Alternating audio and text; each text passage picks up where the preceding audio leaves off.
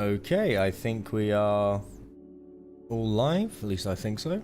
Just going straight in here because a little late on the stream by about 20 minutes. But I think we're all good. I'm just going to make sure everything on the far left of my monitor is all ready to go, but I do believe we are good.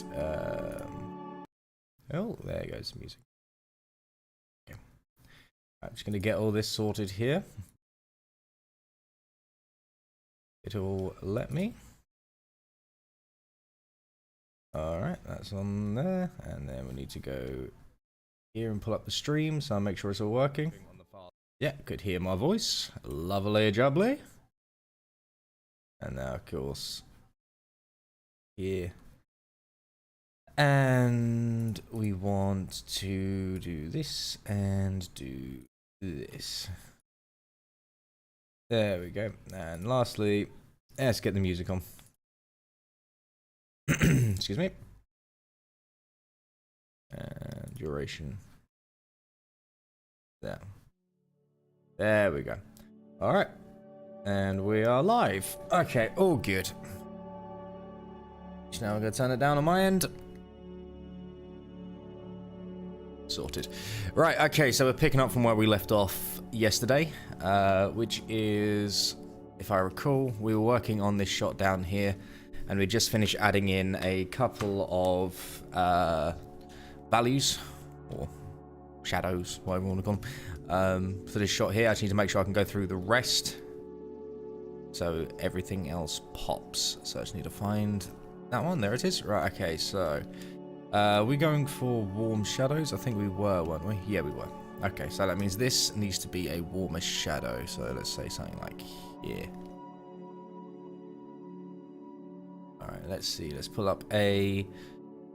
Which brush do we want? We want that one, don't we? Okay. Actually going to make that a little bit warmer, I think. Or maybe not that warm. That looks a little bit weird. Maybe here? No. That'll do. That'll do. Alright. Now, I'm pretty much having the lighting come top down. Excuse me.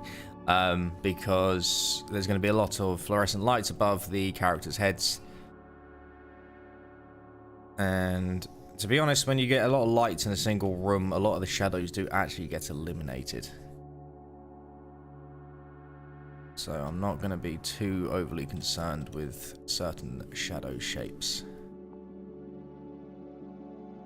But we need to add in some basic ones anyway to make the forms actually pop, because right now they're all a little bit static. So we're just going to get with the table planes shaded. Yeah, that's looking a lot better. I'm just going to add in a harsher line there, I think. Okay, I actually want to add in one for here to signify that the desk top is slightly extruded. Of course, the same over here. Okay. Oh, I realized I missed this here. How did that happen? There we go. Right, where do we want to go to now? Which one can we cover? Let's do the computers. I think that would be a nice one to do. Now, technically, actually, yes, let's do the monitor. That'd be a nice one to do. Excuse me. All right, so through that. I'm trying to make sure quickly my music isn't too loud. No, it's not. Okay, perfect. Right, we want to go again. Warmer here.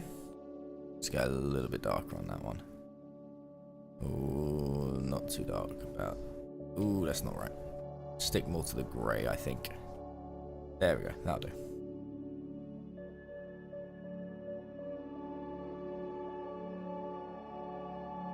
Okay.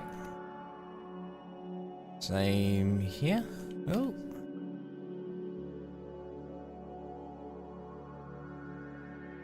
And then over here.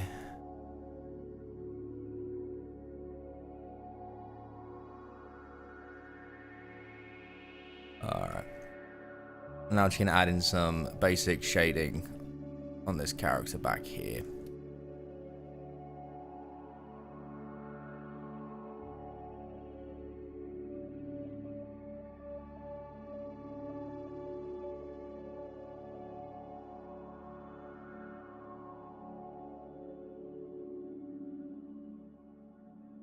A little bit more grey, I think.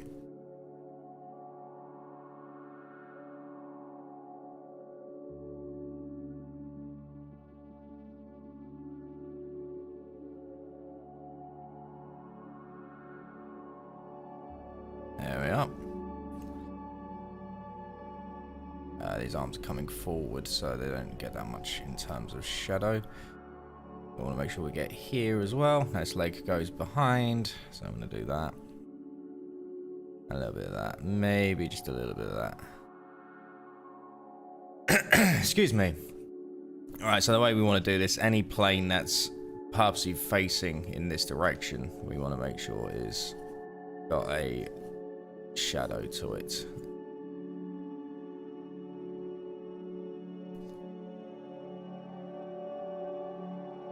We'll try and get all these out. There we go. And then we're going to do the same here for the actual tabletop. So, actually, because this is actually facing that direction, we can actually make this entire thing that shadow shade. At least that's what I want to do anyway. Just to signify some form of directional lighting.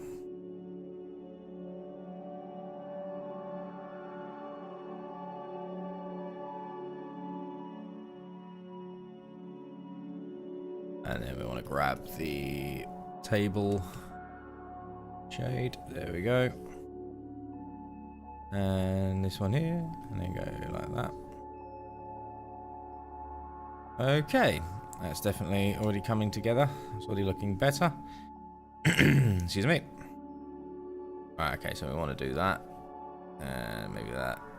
Keep that one there. Maybe make that a little bit darker. Like that. Now, I do know I made a little mistake over here, so I'm actually going to grab that and redo this one. Oh, I want to keep that little bit of blue there. Okay. Right. I do want to add in some shadows on the floor for the table as well. And by adding them in, they'll pretty much make everything up.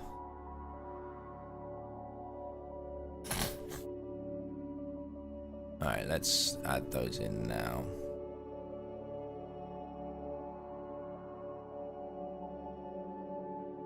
I'm going to go round, of course, the... how do I want to do this, actually? Yeah, let's do it this way. Say this.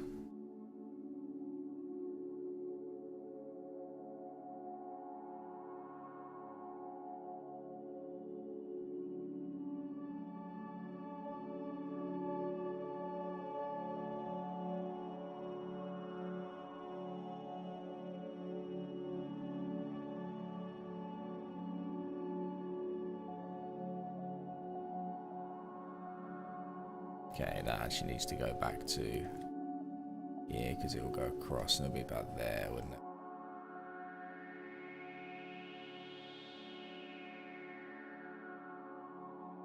Something like that.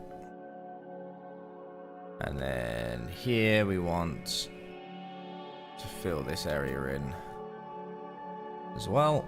And then of course over here. Okay. It's definitely coming together. You can add in a shade over here in the background for some of these background characters.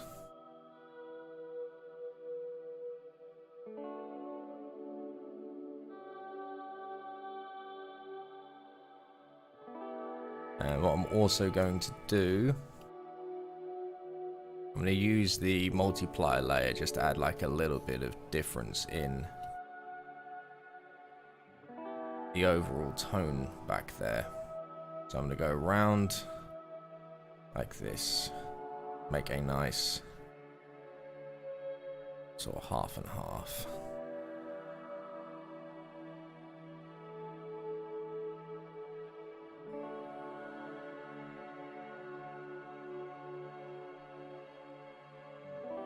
There we go. And now we want that. And we want... let's go something like that.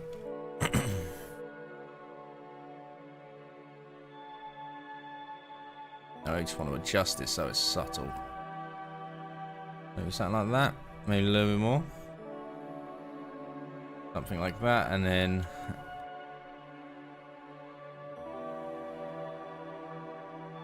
there we go. Just very, very subtle. But it's enough to make everything else pop, I think. Okay.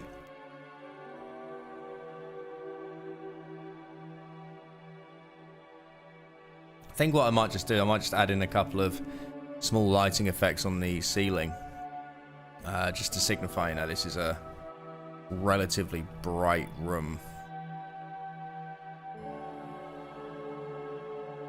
I'm going to say they're both here. Going down like this. Excuse me. And then something like that. What's a soft glow? That glow look like? No, we want standard glow, don't we? Don't want to go too washed out. Right, let's just grab the entire lighting layer.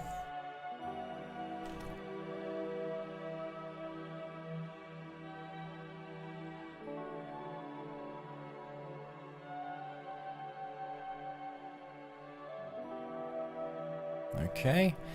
What I'm going to do is now I'm just going to quickly make it black and white so I can actually see if it looks decent.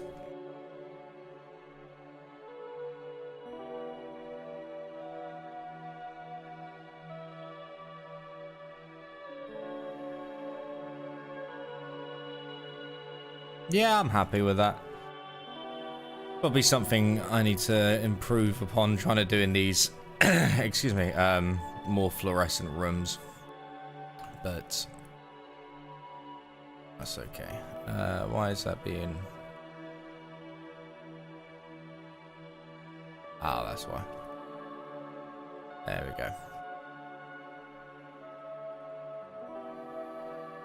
I've never done the ceiling by the looks of it. So if I quickly do this.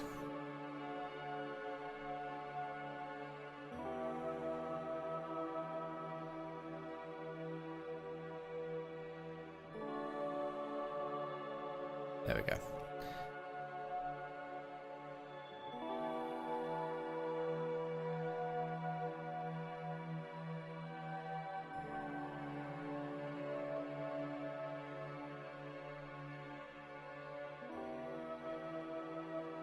There we go. Excuse me. Alright. That's another one down. There it is. Was waiting for the stream to pop up. Hope your day went well, good sir. Got that Toyota Surf done, but Jesus Christ, is there a story there? Yeah, I was supposed to start at my usual time, around about 8:15. Ended up getting at 8:05 because I forgot to set my alarm last night, and then just wanted to take like 10 minutes to chill, so I just watched a random video on YouTube before streaming. So what happened with the surf then? New Zealand, Adam.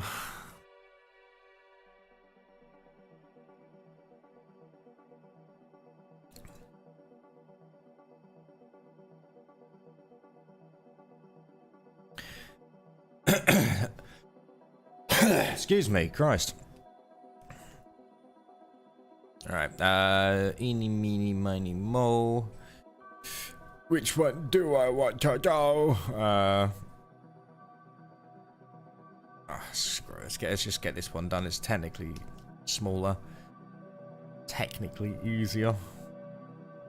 Right, I'm going to do a mass flat here. Just so I can then start picking out some of the smaller details.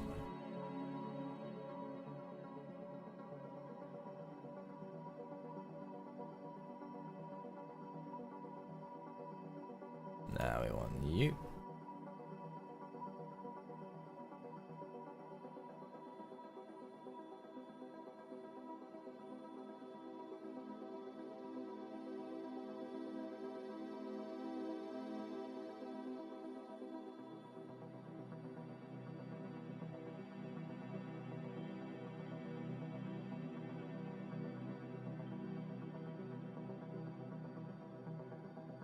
Okay, and then you.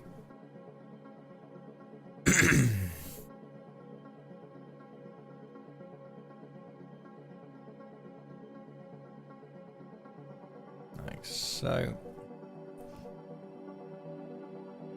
So what happened with the car then? Did it go completely balls up, or was there something really annoying with the transmission? There we go. English worked beautifully, all done right. Ran fine on the hoist, and as soon as it touched the ground, it wouldn't start. No one at work could figure out why. We ended up sending the ECU away.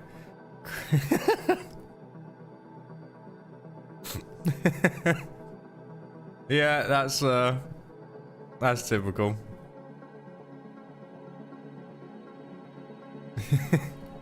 How was the owner? Were they okay, or were they getting a bit up in your face about it?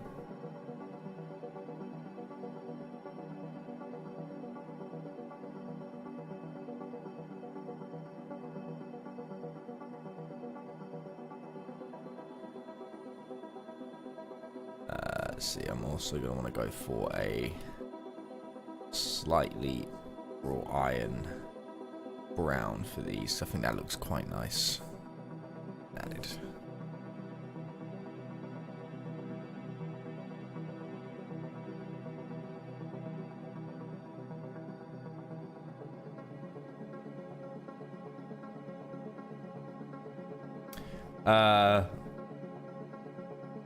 The difference was altitude, honest to God. We tried putting it in the air again and to no avail.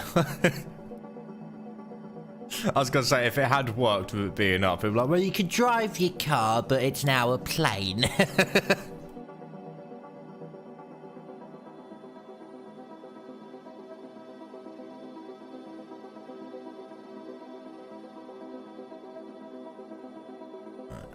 Like that, like that, like that, like that, like that, like that, like that, like that.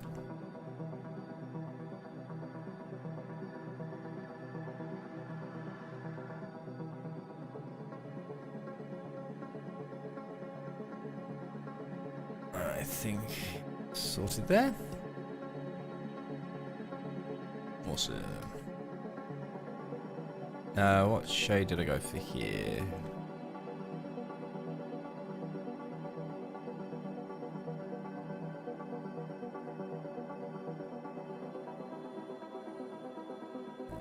That. There we go. So what's your plan for your decompression now, my friend? You can drive it, but only here. Sorry.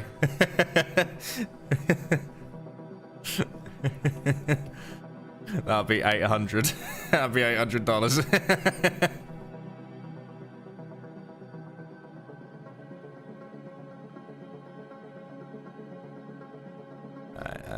Yeah, and now I just need to fill these ones in.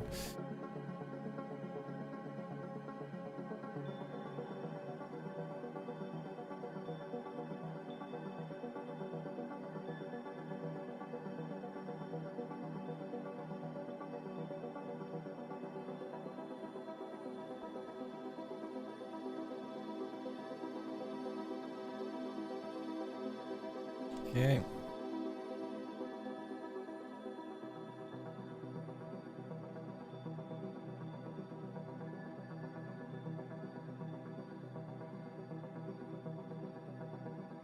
Alright.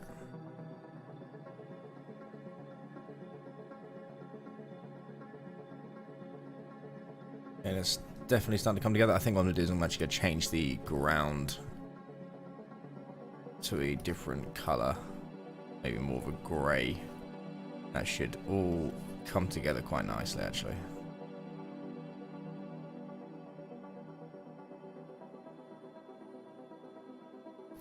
Other than that, I think some of the parts were used that we use for some cars are ridiculous, even for our trade pricing. Talking 7K for an internal computer. Yeah, it's I do know for the most. Well, it's that classic saying, isn't it? Sometimes it's actually cheaper just to buy an entirely new car. There we go. So I know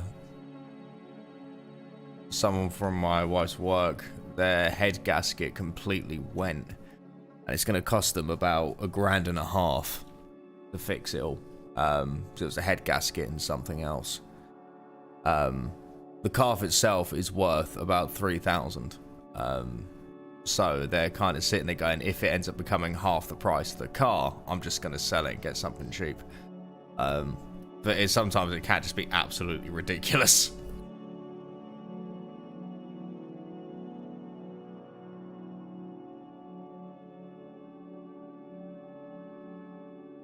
Why is it doing that? No, I don't want you to do that.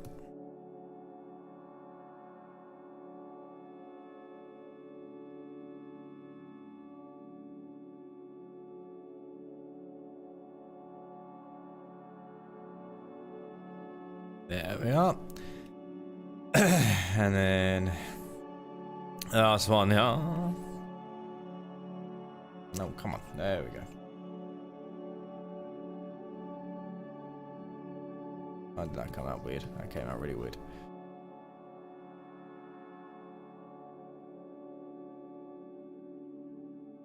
There we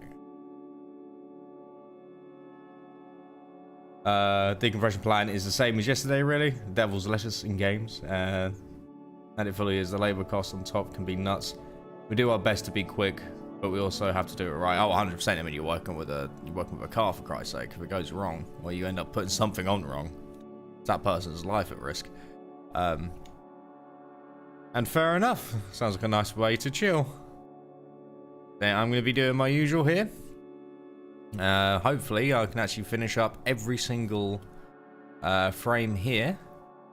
And if I can, I will then actually save them all individually. And then I'll probably load them up in the edit. So I've got them there to play around with, and they're all ready to go. But for now, of course, we actually need to finish. I actually want to go for quite a saturated orange here again, because we want him to stick out as much as we can, because obviously he is the main focus of the story. Like that, like that. Oh, like that, like that.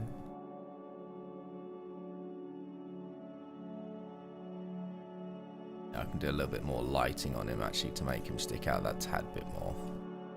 But as long as I've got no one else with an orange jumpsuit and dark hair, could actually just get away with it fully. There we are.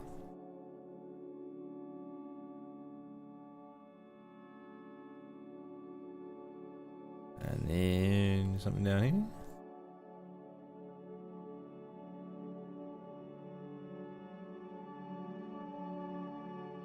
Right, we now need to get the police officer or the corrections officer. I'm just going to put him in the same outfit because it ain't going to make much difference.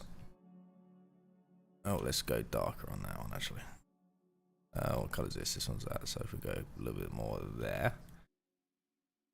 No, more grey. Yeah, that'll do. No, it's not quite the last pictures before the edit. I've got a couple of more I need to actually draw, but this is probably the heaviest work I have to do, because this is covering quite a large part of the story. First time, because I was never sure if this was I'm really happy with how they came out. I was never, because I always wanted to, sorry, I'm trying to, my brain is fried. Here we go, let's try this again. I always wanted to see how many frames I could fit in, you know, just on one screen, but without it being overly cluttered. And each one of these is effectively the size of a comic book page. So, you know, these three here, these 1, 2, 3, 4, 5, 4 here, and these three here. They would all equal one comic page each time.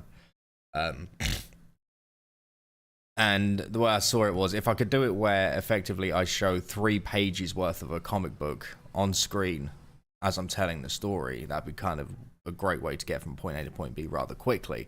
But as I've discovered, I don't know if this is faster in terms of inking, sketching, and rendering, or if it's because there's more on screen, it feels slower.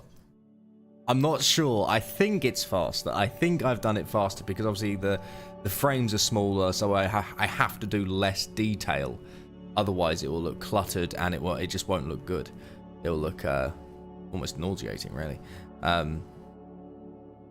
So with that being said, I'm hoping I can take this concept and apply it to every video from now on, and kind of do a mixture of these large, multi-page, as it were, parts of the video where I can get from point A to point B relatively quickly, and then follow it up with more blender frames, massive frames that take up the entire screen, and what have you.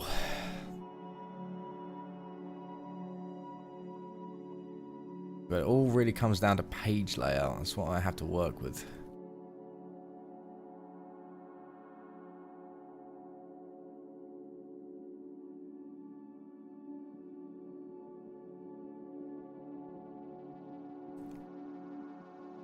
Yeah, so the more time I can save without really sacrificing much is, you know, that's basically what you want.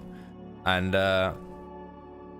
by making the frame smaller, I'm not really losing anything, let's be honest. I mean, yes, obviously the amount of detail goes down, but if you do it right, it's not noticeable because you're not zooming in on it. It still looks like the same image. I mean, if I, for example, had this particular frame blown up to be the entire size of the canvas, yeah, you'd probably see more detail in the groundwork and, you know, in the people's faces and in the lighting, but it wouldn't be worth it in my mind, considering it's such a, you know, insignificant frame. It's literally a in-between frame.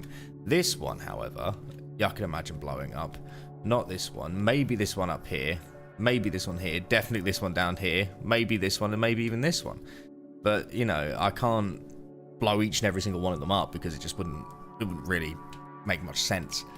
But doing it this way really does give more of a sequential art feeling. I actually want to make this guy here have slightly browny hair.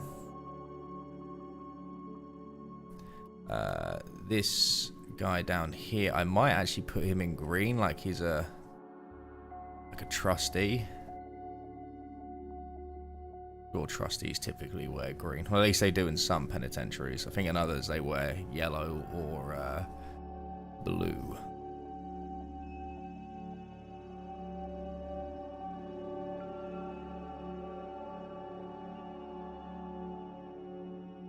Exactly, I can get a lot of the story across, and I can get more of the story across. You know, obviously I don't need to draw a frame for everything, which is something I need to learn, I need to get better at. But if I do decide a certain part of the story requires more frames, I can do it by using this method.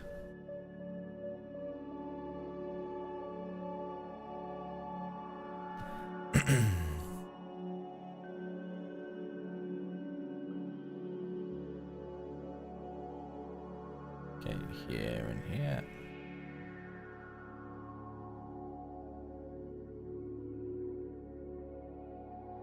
Oh god. There we are. And like that.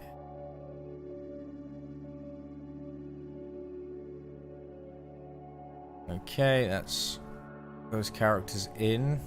I think what I want to do is now I kind of want to get the inside section of these prison cells looking darker and just not as of an eyesore, to be honest. So I might go grey or dark grey here and then a really dark around the wall. I think that might make it more interesting. Excuse me. I actually got an email today from someone who watches the channel, and it was really sweet how they wrote it. It was very formal. It didn't make me laugh. So you could have just left a comment, buddy. He didn't have to go all this way. But he requested that if I could potentially in the future do the Toolbox murders, who were Lawrence Bittaker and Roy Norris. Was it Roy or Ray? I think it was Roy. And it was just like, yeah, of course I'll end up doing them too. They were kind of infamous nowadays. Less so probably a few years back.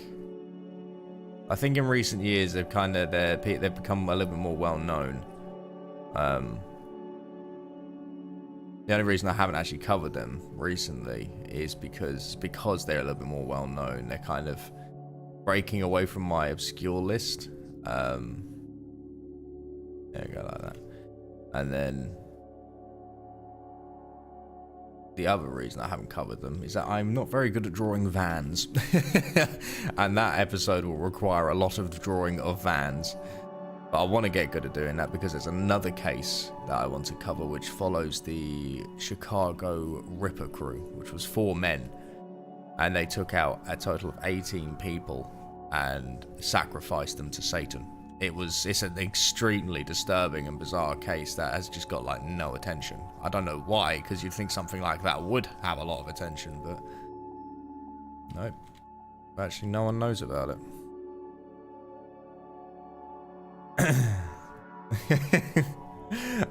It's a pretty brutal case, the Toolbox murders. The FBI actually used one of the recordings Lawrence and Roy made of their victims to train FBI agents into basically, you know, toughening them up in a way. It's apparently an incredibly brutal tape that destroys anyone who hears it. Because they were 2 absolute monsters of men. And they could have gone away with it. That's the scary part. They easily could have gone away with it for years. But they decided for some reason to dump their last victim, or one of their last victims, on basically on a street near some houses. And it was just like, why? You had this plan that was clearly working for you. You were clearly enjoying what you were doing because, you know, you're those types of people, but you decided to get cocky. It just makes absolutely no sense. Oh no, it does make sense. They got egotistical with it. They can be kind of tricky because it's just their overall shape, especially when it comes to, like, if you're drawing like a side profile or a 3/4, it'll take me a little bit of time, but I can get there. The hardest thing I find, excuse me, when it comes to drawing a van. Now, keep in mind, I haven't broken down any of their proportions. I'm sure once I do that, it'll be an absolute cakewalk. But currently, if I were to do it, it's very much a case of when I try to make the van, like, let's say it's slightly coming towards the camera, but you can just see the side part of it. It's trying to understand how quickly to cut off the back end, because otherwise I'll make it too long or I'll make it too short, and, you know, it's all over the place. I know a lot of killers try to get caught eventually for some unknown reason. A lot of them, to a degree, either it's not that they try to get caught; it's more that they just become careless, which, you know, it does make sense because in some ways it becomes almost like a job. Now, again, not a criminal psychologist, but from what I understand, it becomes almost like a job to them, and because of that they stop taking as much precautions and they start doing little things that, you know, let's say when you first start your job you try to do everything you can to make sure it's perfect, you know what I mean, and then by 6 months in you're taking shortcuts, sure, but they're not shortcuts that really are gonna do anything bad. It's just you've gotten quicker at doing it. But obviously when it comes into the case of where what you're doing is highly illegal, obviously, and can result in, you know, and whatever you do, it's them trying to figure out who you are, those little shortcuts will eventually lead to your arrest. And I guess you could say maybe it's this god complex some of them get, whatever else. But for the most part, yeah, a lot of them just get careless. That's what it mainly comes down to, complete and utter carelessness. Others, however, are aware of this fact and do everything in their power to not get caught. But even then, it's just they still get caught.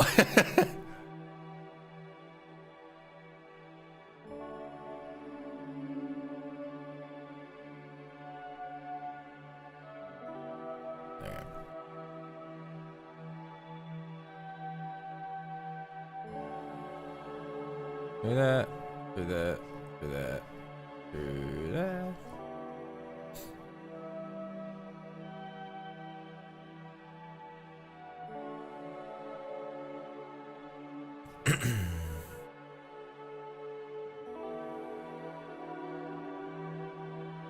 There we go.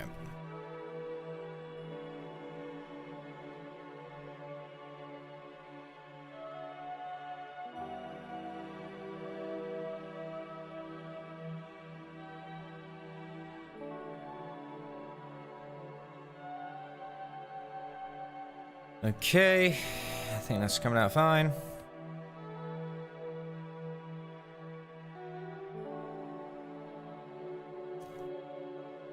Oh, lovely.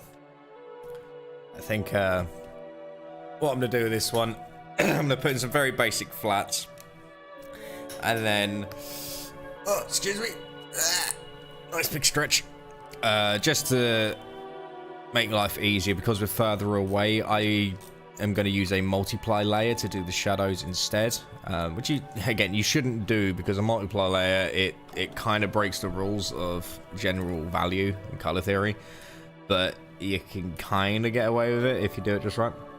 I'm really looking forward to this episode coming out. When do you reckon, very roughly, it'll be done? No rush, of course. No, you're rushing me. You're rushing talent. Don't you know who I am? I am hoping I can get it out for around about the 15th of next month. Excuse me. I have a few more shots to cover. Mainly just Mark going through the forest, the finale, and I've got to render a few other shots that I've got done. But they should take too long, to be honest. So yeah, mainly I've got to draw the finale.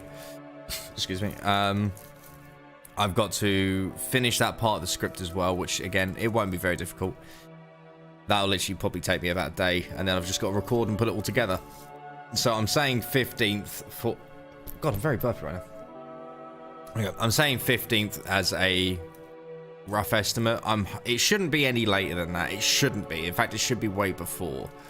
But I've said, you know, an episode's coming out on, let's say, you know, the 7th, and then it's like, you know, the 30th, and it's just being finished, because I can run into issues, or I completely miss a shot.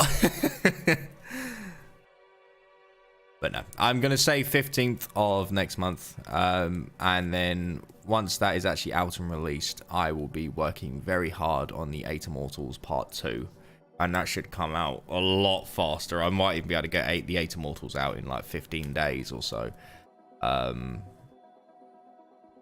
Because it's literally, because the 8 Immortals, I'm releasing it act by act, unlike this case where I'm releasing it as a full video.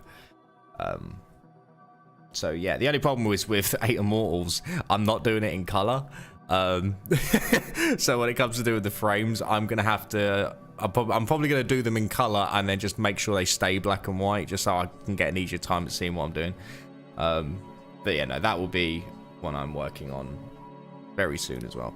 I am also working on a very special project, which I've been working on each time at the end of the live stream, and that sort of time between 2 and sort of 3:30 and 4, I've been working on something very special that is related to the channel, of course. But I'll be releasing more information on that closer to the time. Right now, it's more in its storyboard projection phase.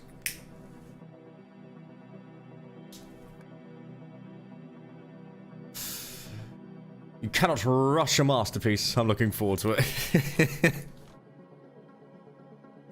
I'll say this episode has been a fantastic learning curve, though. I've learned a hell of a lot with this episode. I've learned a lot about color. I've learned a lot about simplification. I've tried doing much more more interesting shots. So it has definitely been a massive, massive learning experience. Yeah, which is what I basically want every single episode of Beyond the Dark to be, just a massive, massive learning experience. Otherwise, there's no point to Beyond the Dark. I made Beyond the Dark to learn more art and obviously tell interesting stories. If I can't do either of them, then there's no point in the channel existing. But I've noticed recently I've been dropping subs like hell, and I don't know why. I did look it up briefly, and I think it's because when you live stream, YouTube basically wakes up and then purges inactive accounts. And I say losing subs like hell. I mean, I was at 24,047 2 days ago. I'm now at 24,016. Don't get me wrong, for the grand number or overall number, that's not money, but it did make me sit there and go, I get it. But hey.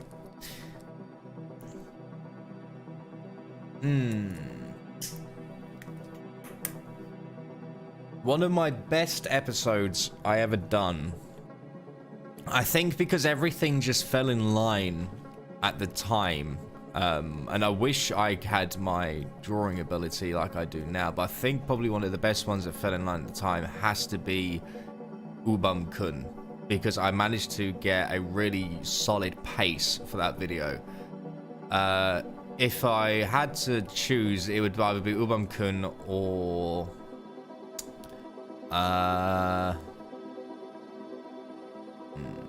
see, I am a big fan of the Om Shinrikyo one, but because I have to reboot that one, I'm reluctant to say it, because it's technically not a real episode, it's unfinished work. So I would say Ubam-kun.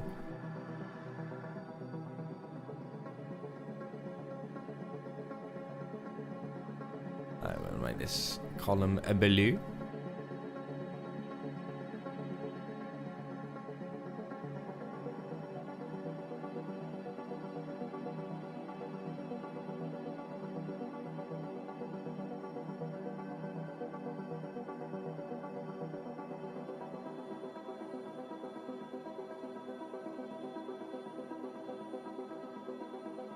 Now I am going to make this lower section darker, as it's technically further away.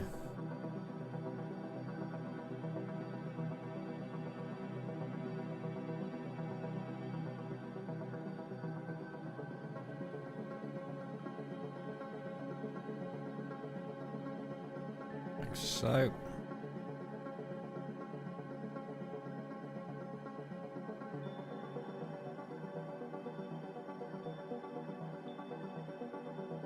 That's lighter. Why is it on lighter? Oh, that's why. Yeah, that makes more sense. Okay, there we go. It's because they weren't shaded in. That's why. Actually, I'll just do this instead of being precise. I'll just take up the entire thing here. Do that. There we go.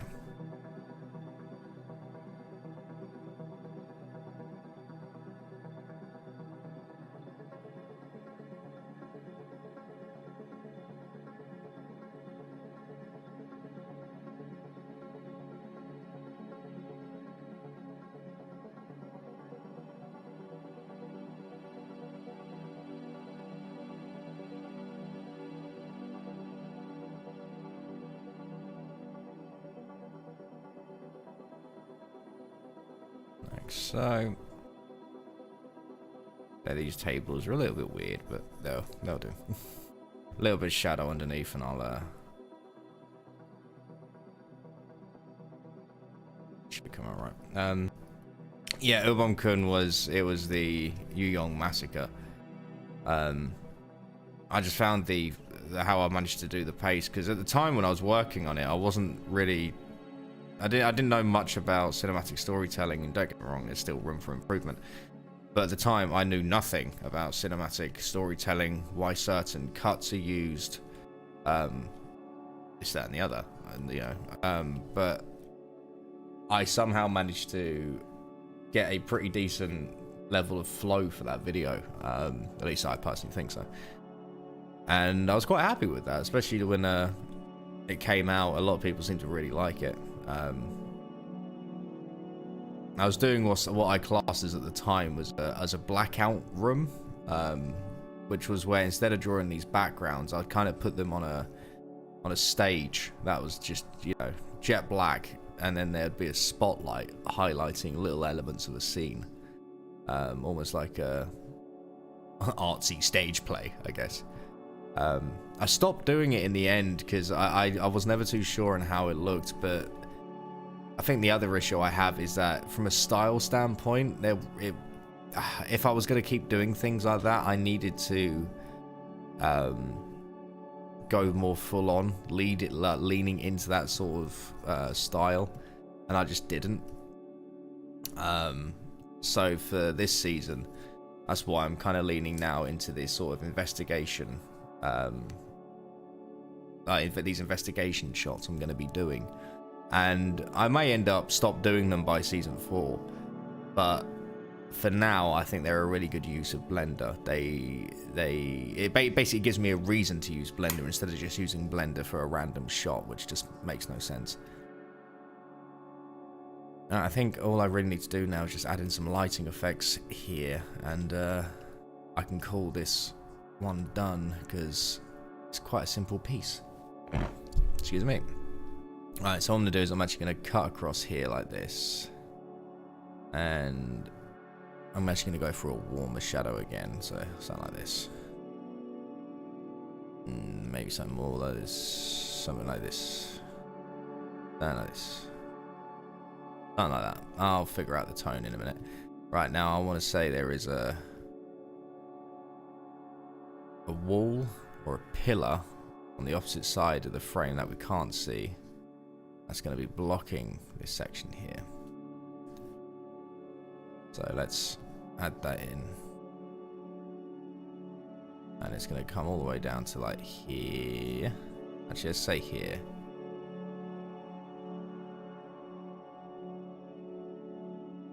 I'm basically going to use the lighting to say,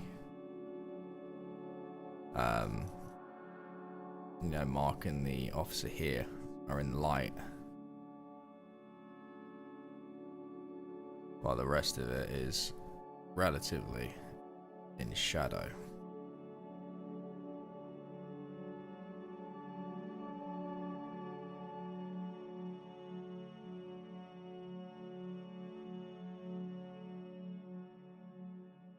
But because I'm going for a warmer shadow, which I'm going to play around with,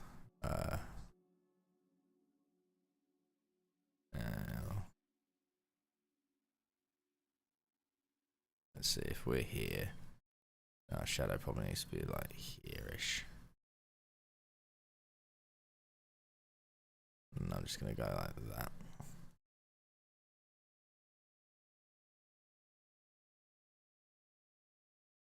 I'm now just going to fill out this entire lower section. And then I'll add some little bit interesting things into the shadow, just so it doesn't look so meh.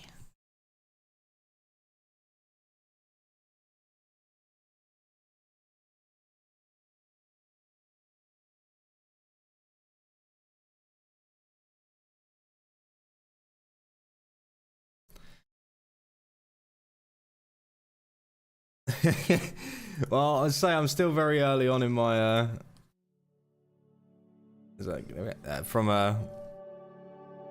my color training, but I'm definitely starting to get to grips with how color works.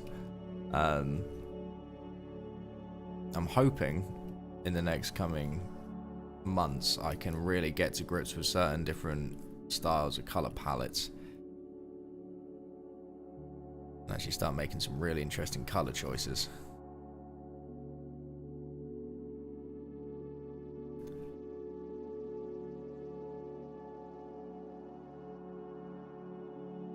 But for now, I am definitely happy with what I've got. What I've got.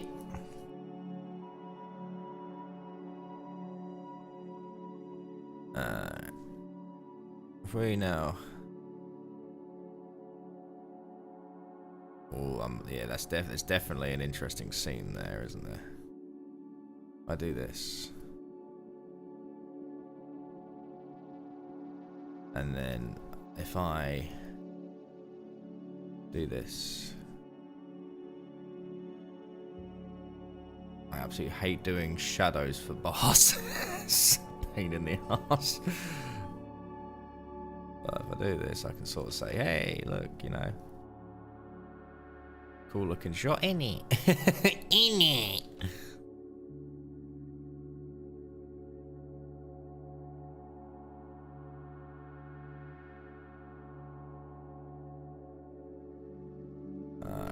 Now from a distance, that's fine. Now what I remember seeing, I can't remember who I learned this from, but I remember it might have been James Gurney, or it might have been Marco Bucci. Both these guys give fantastic art tutorials on YouTube. They also have their own premium courses as well, but I'm sure it was one of them who showed about adding like this real powerful glow value between your shadows, even though this doesn't happen in real life. By doing it in a painting, for some reason it makes it look more realistic, despite the fact it's not a realistic thing in the slightest. What I'm gonna do is I'm gonna do this, and then I'm gonna try and blur it and see what it does. If it doesn't work, I can just delete it, but if it works, then we'll obviously keep it. So I'm gonna blur it, and then I'm gonna just soften it in. And now we want to play around.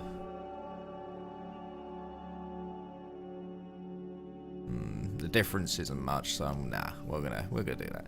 Right, the only other thing I want to do now is go around the edge a little bit with soft eraser, so I can do what's known as the bounce light. So actually I need to lower the opacity. There we go, because I don't want this to be too bright. There we go.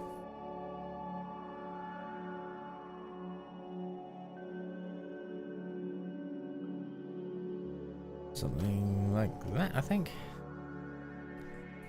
I'd say when he was, I've seen like photographs and stuff like that. There is this slight glow transition sometimes, but it's very rarely there, like very rarely. And even when it is there, it's not really a detail you pick up on. But James Gurney, whatever else, they pretty much use it on a lot of their paintings, and it really does just make everything pop. But I'm gonna leave it for now because I think it's something I'd need to study a little bit more myself before I start putting it in.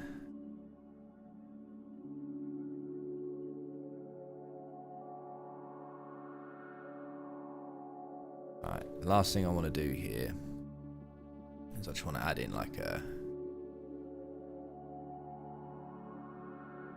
extra just indication of shadow here, just to say that these are floating. There we go.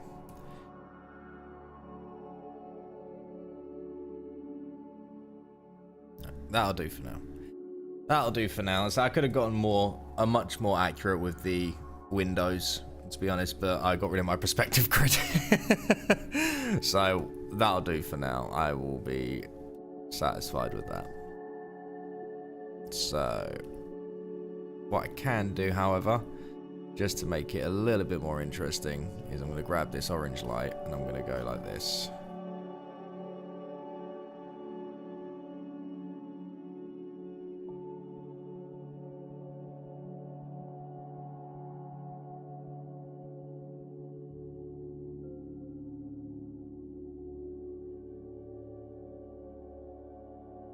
Let's see. Do something like that, and then with its glow, we're now going to go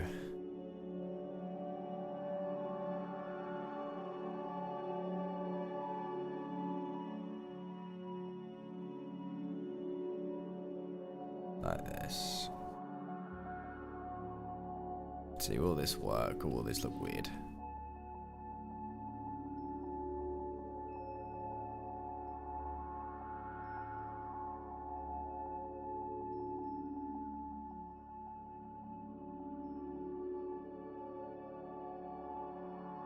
That looks alright.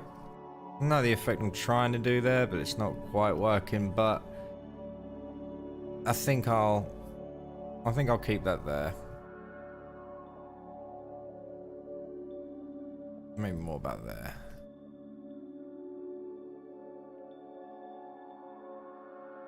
Right, just want to make sure that's all good. So now we're going to do the same as before.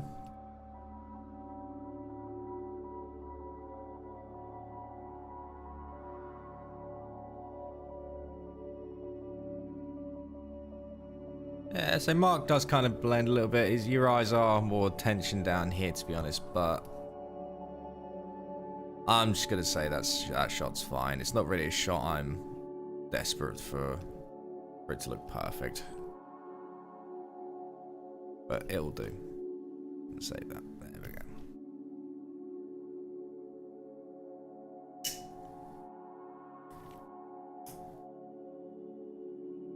Right, we're now on to the last frame, I believe.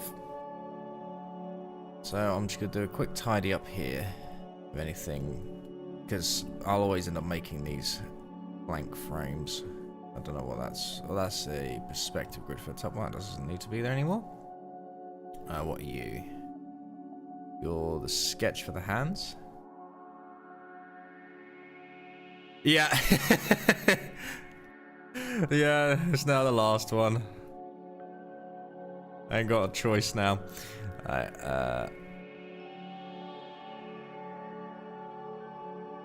okay.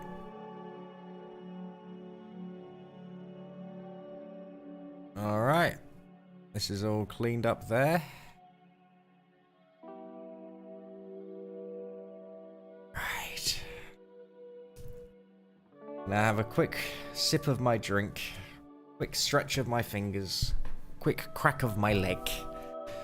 And then we'll start the... Oh.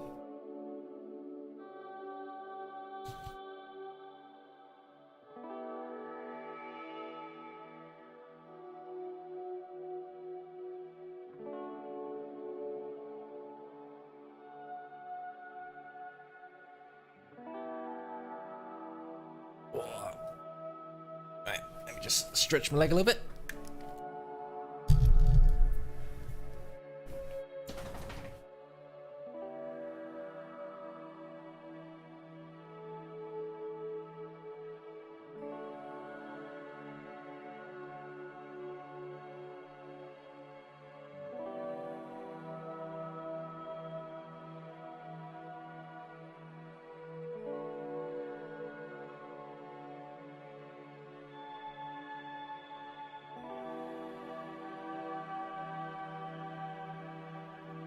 Okay. Time for that difficult sunset in the background. Yep. But I've got a plan.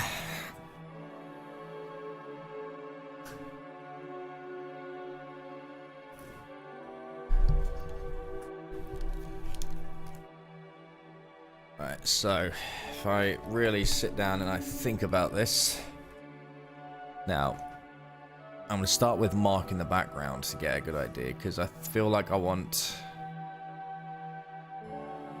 maybe half of Mark's face, or maybe the top part of his face being cut into. So, sunset is actually kind of more darker values to a point. So we're probably working with something like this to then maybe here, I think. Sort of that mid-rangey orange. So if I can get Mark looking decent, then I know what I'm working with.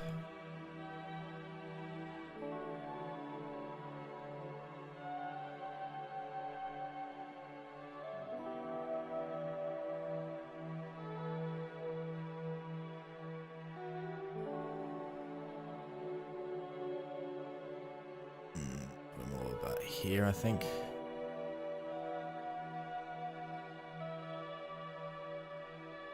Now we want to go for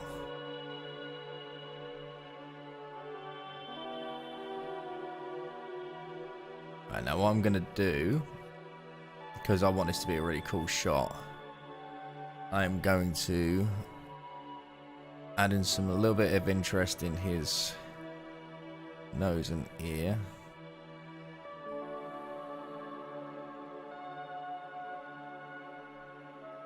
Obviously we'll go through and we will blend a lot of these out.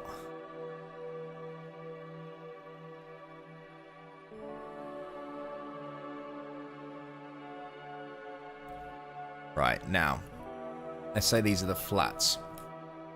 And let's say the sun is somewhere up here, or maybe more here. Thinking of it cutting across his eyes, but that's about it. So it's going to be a very warm shadow.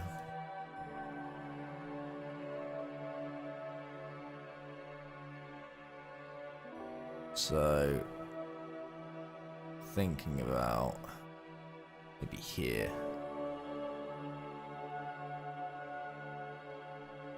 And then it would curve around the form, under the form. Then this is technically the side of the face here, so that will actually be covered. You see his nose as well.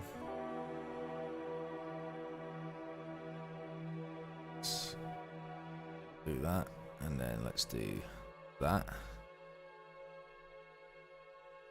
Now let's do this. This actually needs to be darker, obviously.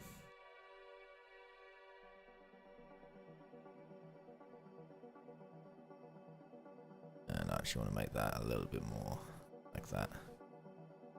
You won't see much there. And what I want to do, I want to go in here.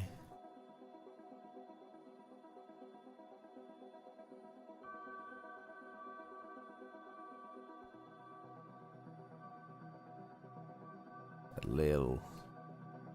little flecks of detail and highlight.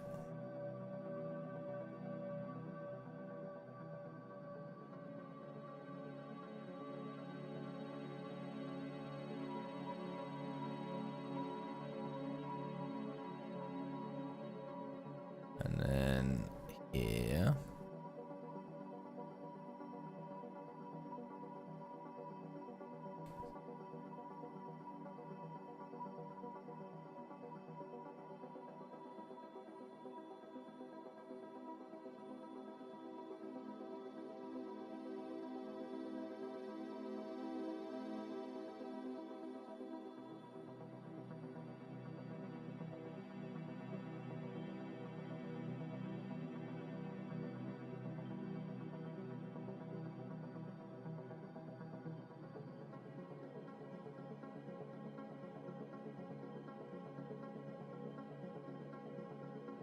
Okay.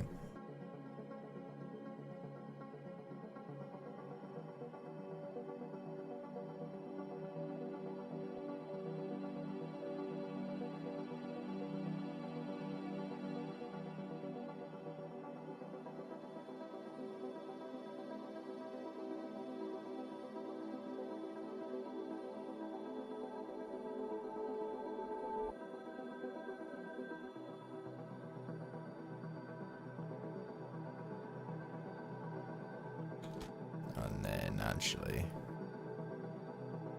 do this.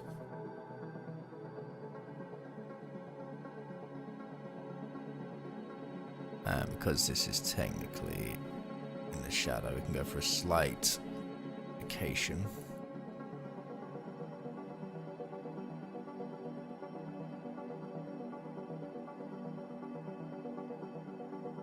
And now, what I want to do .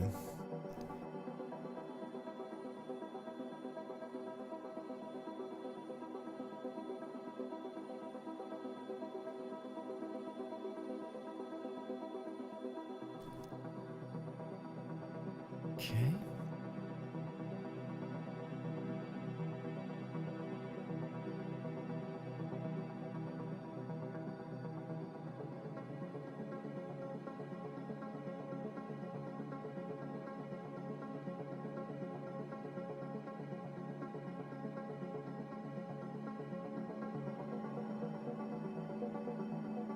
Right. We now do this just to soften up these edges, and I can go through and then redefine any that are lost.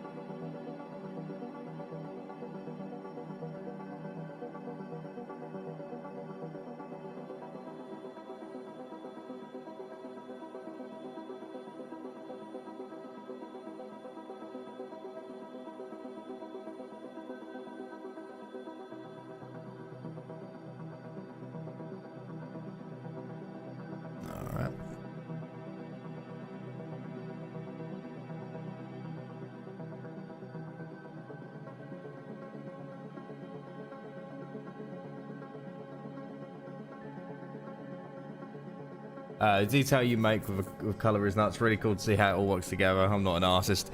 Yeah, to be honest, I mean, I'm sort of just playing a massive guessing game here, to be honest. But a lot of it is trying to just pick details out with value. Any details that you normally draw with line, you want to try to mainly draw with your values instead.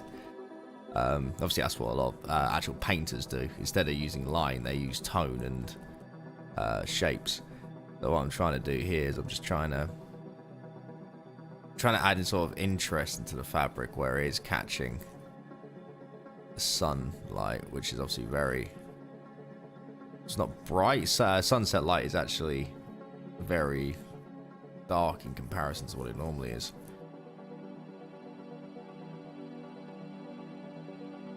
There we go. Now I want to actually add in some darker tones into here. And that should actually make everything else sort of pop.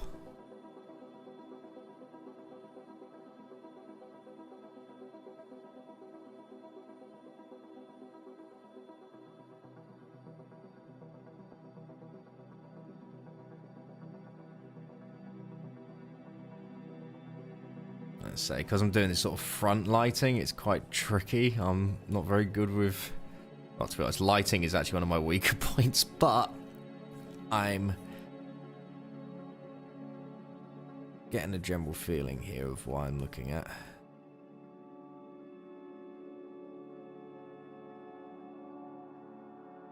I think what I will do is actually I'll grab this brush here and I will actually just darken some of these tones just a little bit because I feel like they're a little bit too harsh. So I'm just going to go in like this and soften them out.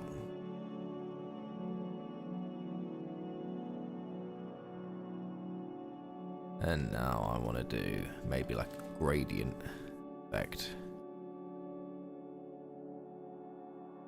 Certain parts of his body.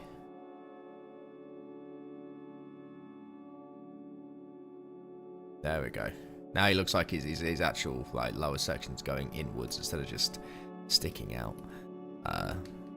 Looking really good in my opinion. Yeah, I think it's coming out completely fine. So I'm happy with it so far. So I just want to add in a few more little elements where I can, because obviously Mark is still the main character in the story.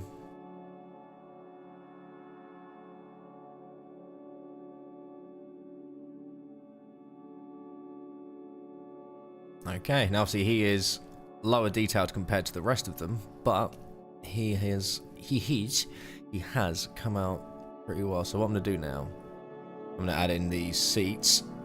So what we have to do here, because the seats are pretty much square forms, I can get a pretty decent effect in for them. Oh, we don't want to go that way, do we? We want to go down here, because this is where the seat ends. So we're going to do that, and now we're going to go that colour. And now we're going to go more in this range about here. I'm going to use a harder brush. Say, maybe here is where it gets cut off. Obviously, this is going to be Mark here. And then I'm thinking maybe the seat, the front seat is covering up the shadow here, or covering up the section here. So we get something sort of like this in terms of the back seat. And now what I can do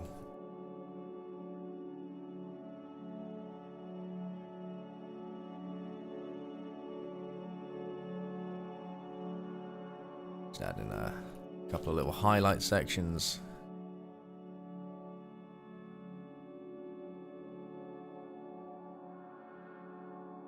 Couple of sections in the shadows where you can indicate form. And then I actually want to add some real dark accents in certain parts.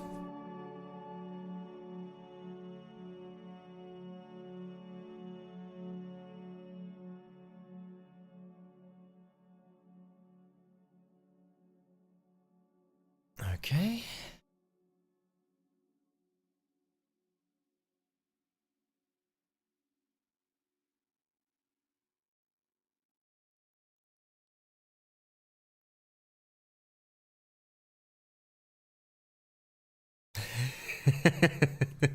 He's got that proper, typical police stash, hasn't he?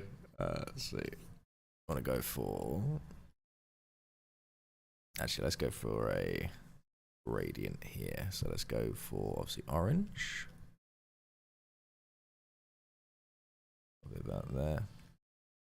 To a blue. About there, maybe. Maybe a bit brighter than that. Maybe more about something like that.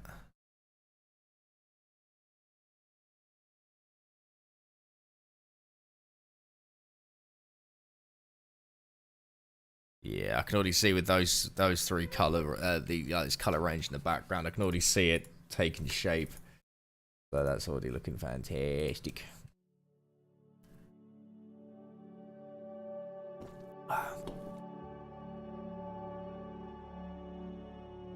Right, let's continue on with the back of the car. I'm actually going to keep the window gradient on a separate layer in case I want to come back and do something with it. Actually, it does need to be extended a little bit. Fix this. Actually, if I add this line. There we go. Now we want to do the back section. I may have to head off for a bit early tonight as I've got some chores and stuff to prep for work. But it was good chatting. Sorry, my brain's just completely fried. And it was, yeah, good catch the stream and for the chat. Yeah, awesome, mate. No, see, do what you need to do, bud.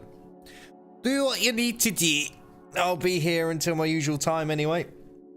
Doing what I normally do. But, as you say, you got chores to do. Because you're a responsible adult.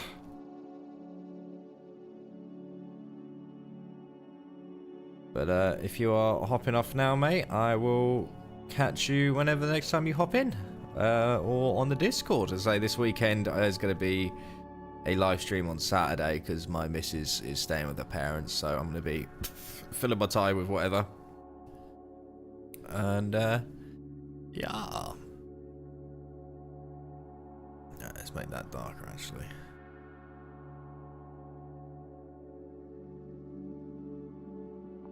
See you, good sir. Enjoy your day, mate. Well, enjoy your night actually.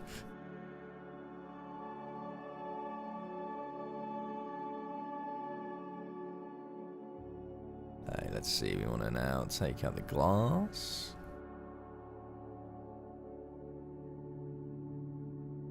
No, actually, I think I might want to make this more of a... some form of grey, I think. Maybe if I lean into the grey. How would that look? A little bit. There we go. Something like that. Yeah, that's better.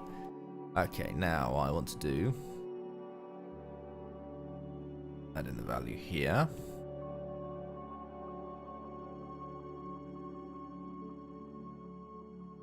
And the value here.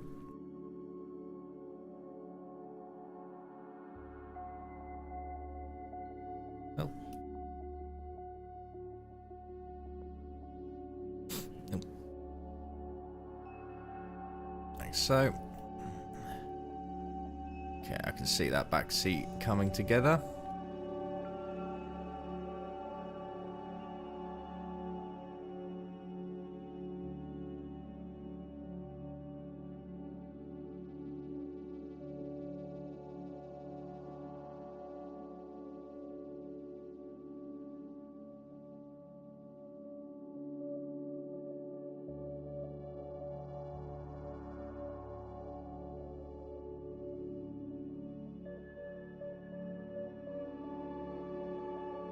Okay.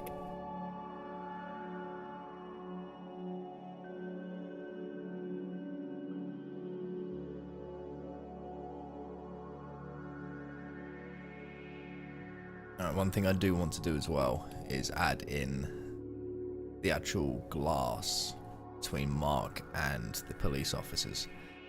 And what I can do is I can then put a lighting effect across the glass, which I think will look quite nice.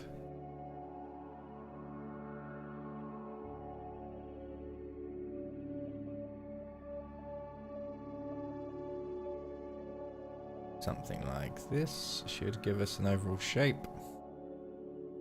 Right, so if we're doing glass, we also want to be about here. Oh, don't want to go completely over the top. There we go. We want to go complete new layer. And then obviously we need to do this little bit down here. Right, and over here as well. Go like that. Okay, so if I just lower that opacity. Okay. What I'm going to do, now I'm going to grab this here, we're going to go.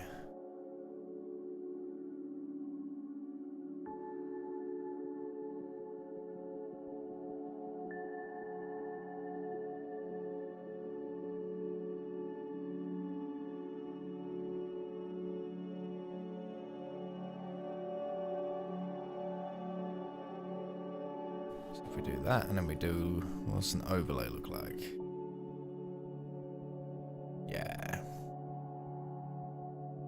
Good. Can we do, let's see, don't want to glow.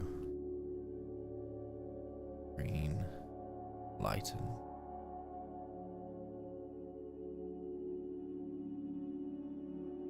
Darken. Multiply. Color burn, linear burn. Overlay I quite like. So I'm going to add the overlay, but I'm also going to add a glow in here.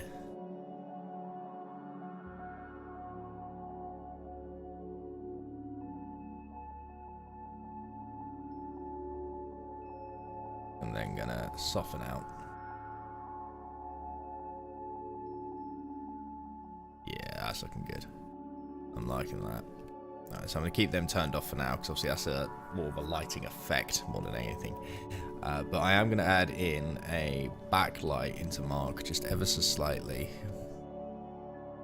I think that'd be kind of a nice thing to do. They're quite cool. So we want to go for...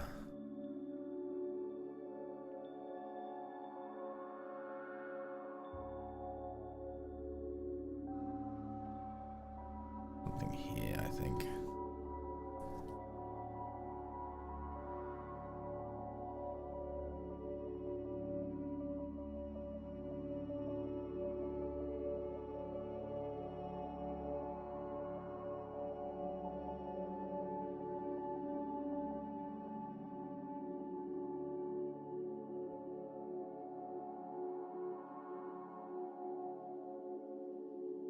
Okay, and then if we added all these together, maybe lower that opacity. Yeah, okay, and then last thing we'd want to do, the background lighting, is I want to add in like a glow in the back that I can then a bit of softness too.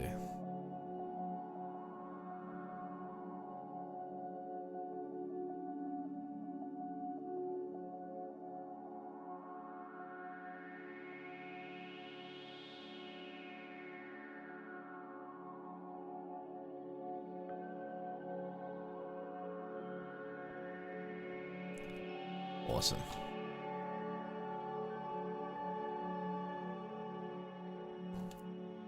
Okay. That's predominantly the back done. I might add in a few extra little details here and there into the overall values, but oh, the back is the back's done. Right. Now, I think, let's say once we've done this shot, from there, all I have to really do is, I mean, I need to still do the, was it 4 shots with Mark doing the whole counseling session thing. So they're quite large shots, but again, they shouldn't take that long to actually pull off. I think when it comes to any other frames, I need to get one with Aaron, not Aaron, Dustin Hall when he suffers from the explosion, and then the interview frames need to be rendered, at least only 2 or 3 of them, and then lastly is struggle, and then the death of Mark Sawaf. So I think in total there's about, let's see, 1, 2, 3, 4, 5, 6, 7. Anywhere between 11 to 12 frames left to do.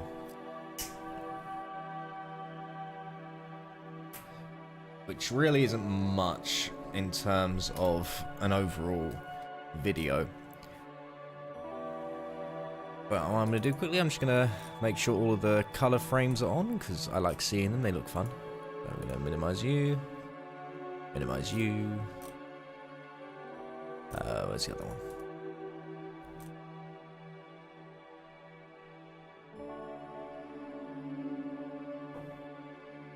Oh.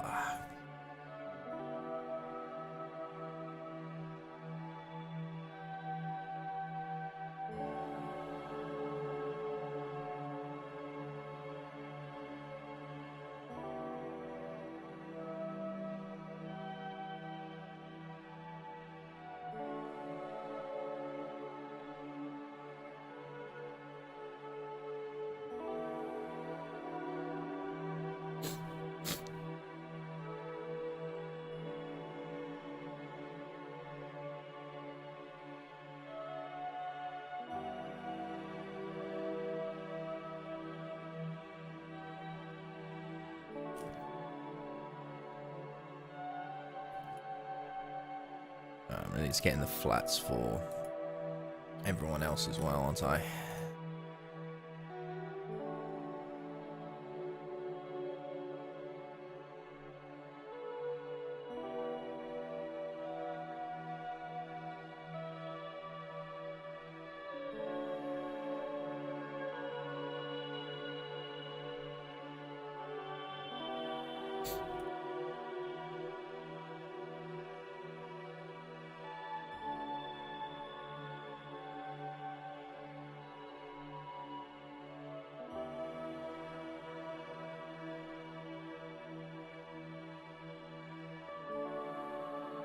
Okay.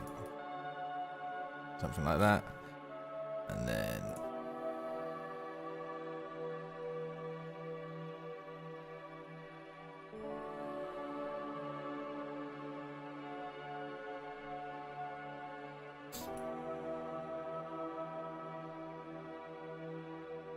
okay.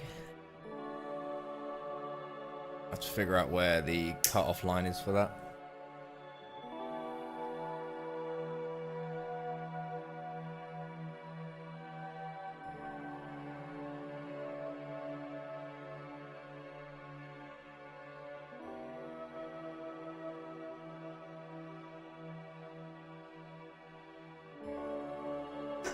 Right.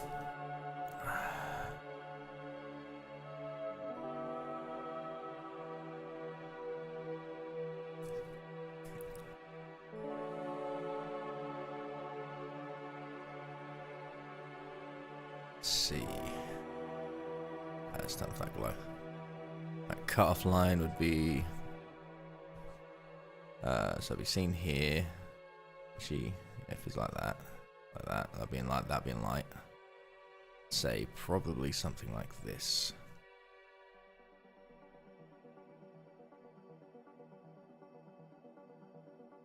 And then here would potentially be in shadow. Now this is going to have a slight lip to it, so that's going to go forward. This will have a shadow to it. Say there as well.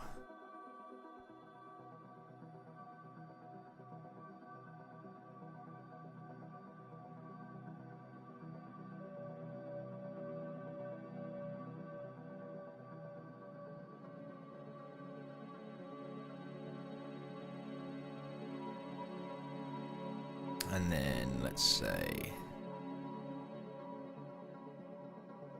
this bit here is picking up some light. This, maybe this.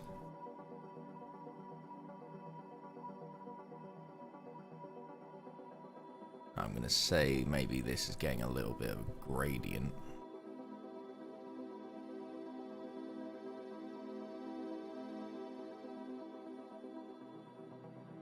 Maybe even this is getting a bit of a gradient.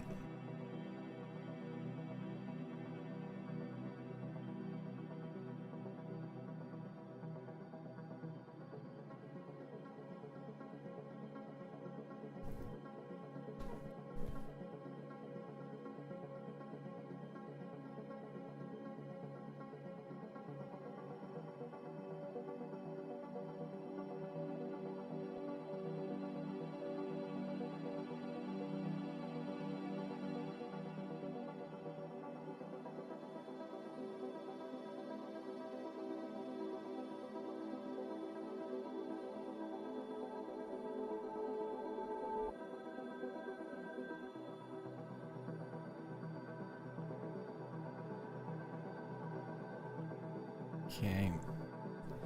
Now I'm gonna make this look like some form of sign or something like that. So I'm gonna do that, and I'm gonna put that onto overlay, I think. Actually, let's go for something like that. Oh. And now we're just gonna grab a random text brush, or my little brush here.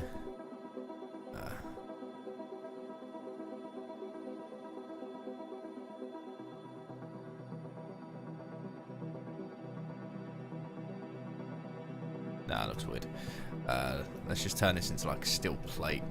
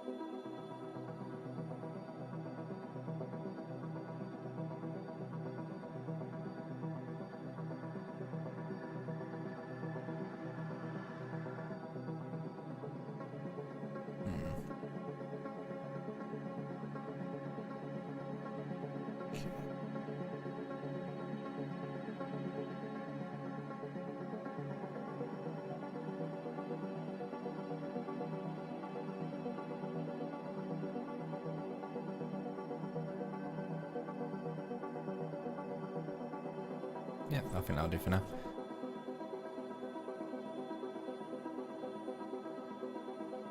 And now these are predominantly going to be in shadow, so...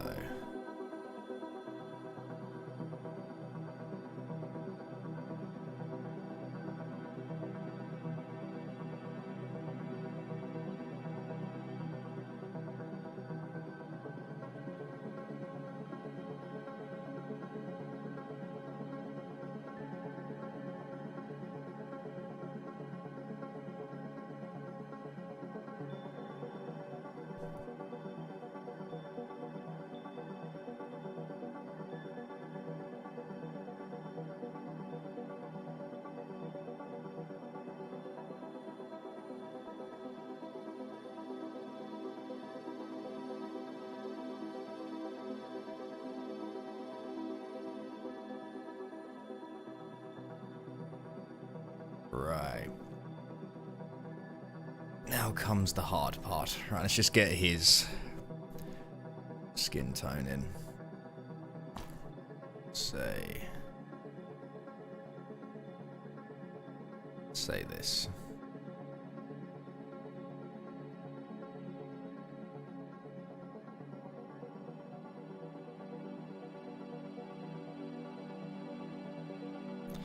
Right. Now we want probably him to be cut off about here-ish, I think.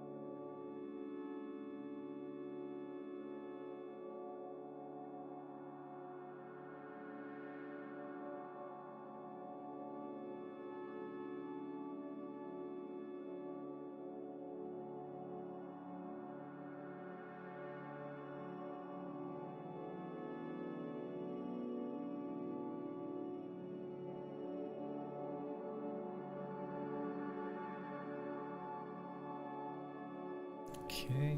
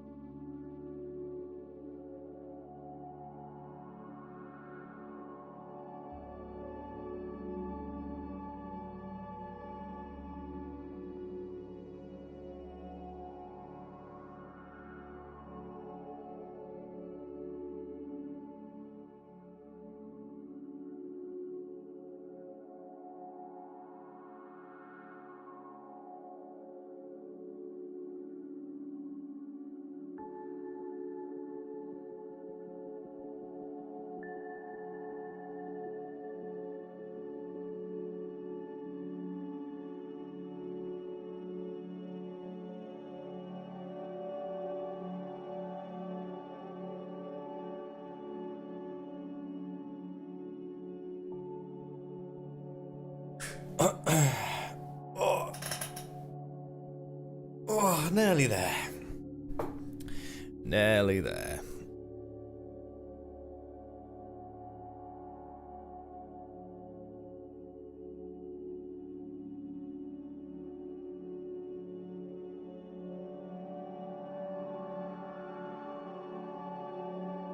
Alright, I think now, once I think I'm going to try and get both of their heads in, of the two officers at the front.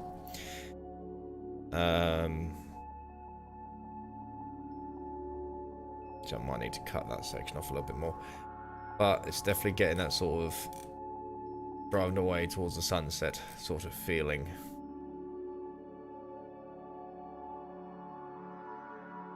If I just quickly...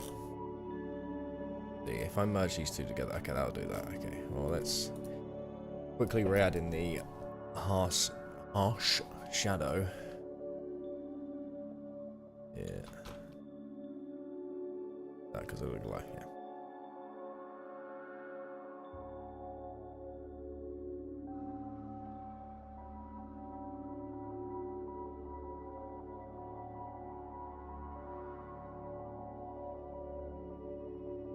There we go. Maybe have it do that instead.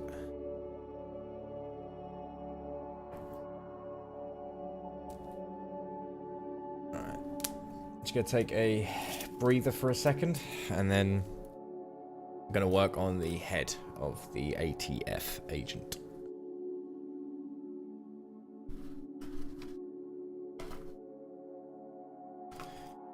This is definitely a more intense shot than some of the others.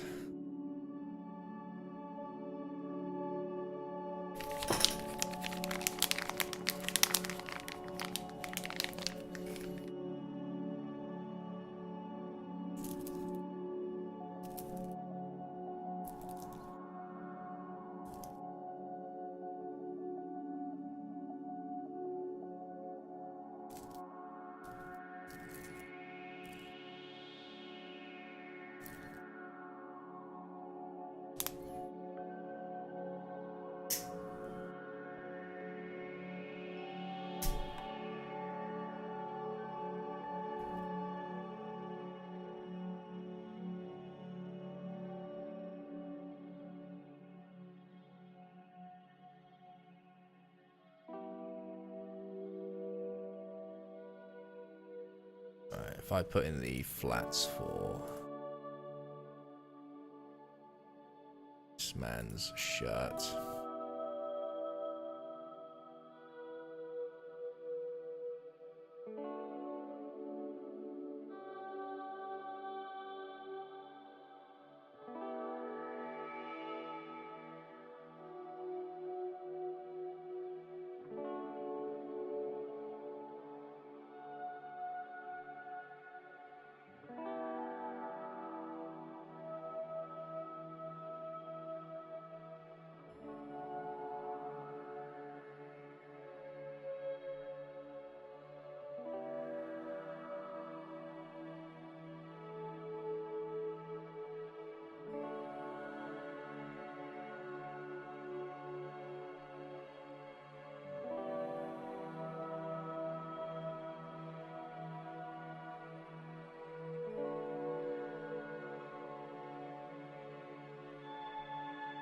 Okay.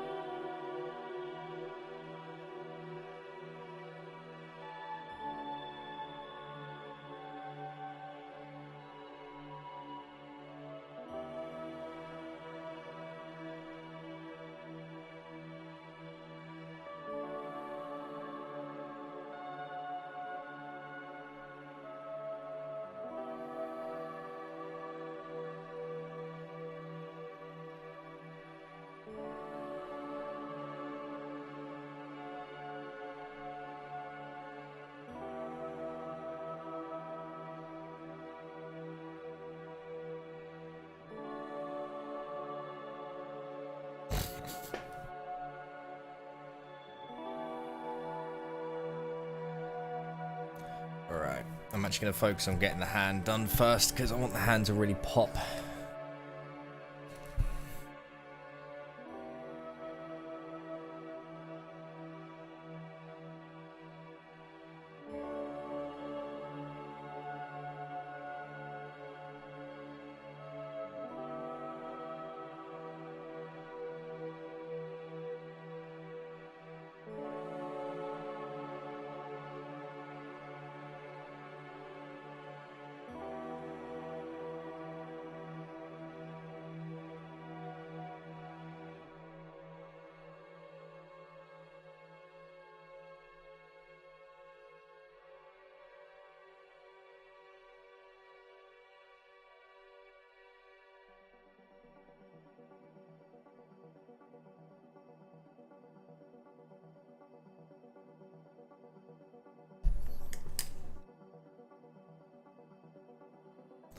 Alright, let's see.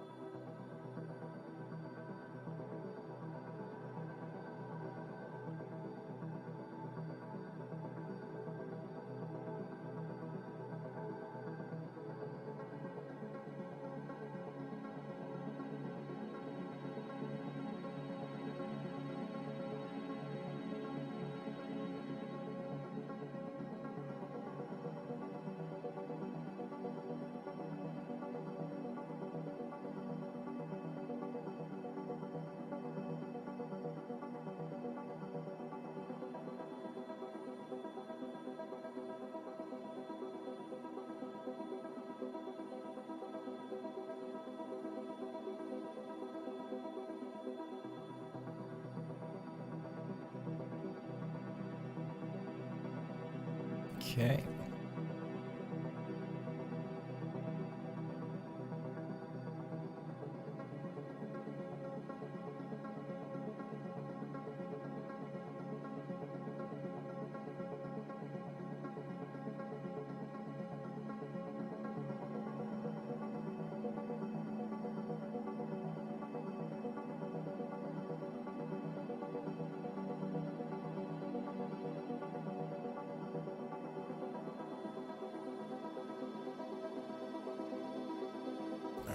I think this is definitely coming together now.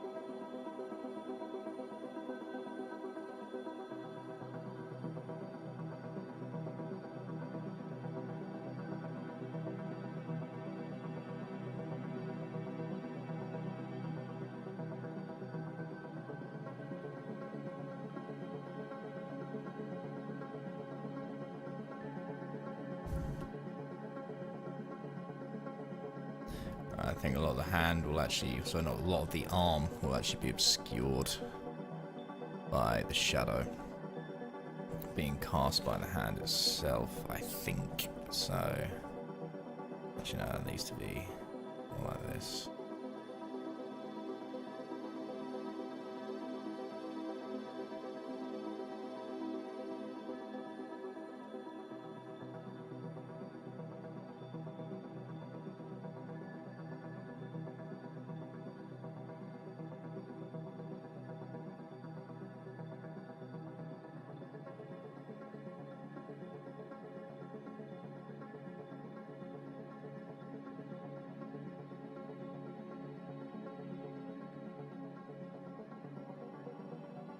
Something like that should do. Yay.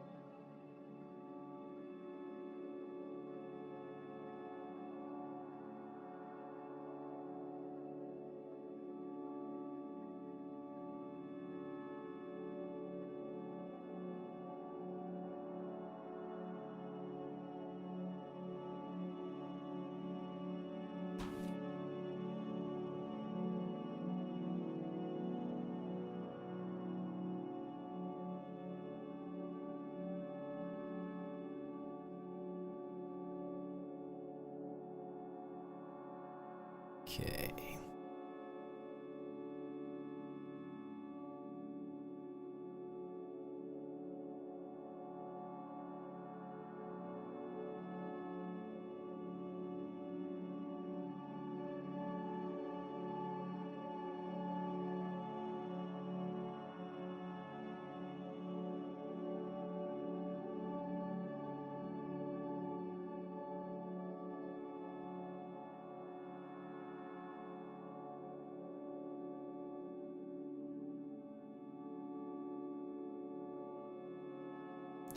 Alright, I'm gonna have to do a lot of gradients on his shirt, but it's definitely coming together.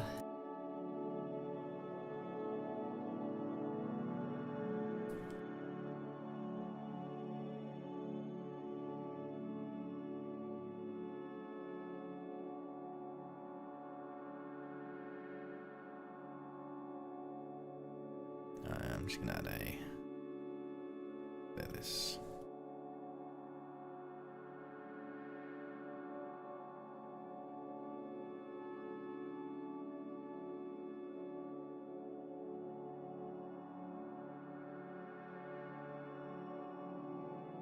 Alright, let's see about doing some gradients on his shirt.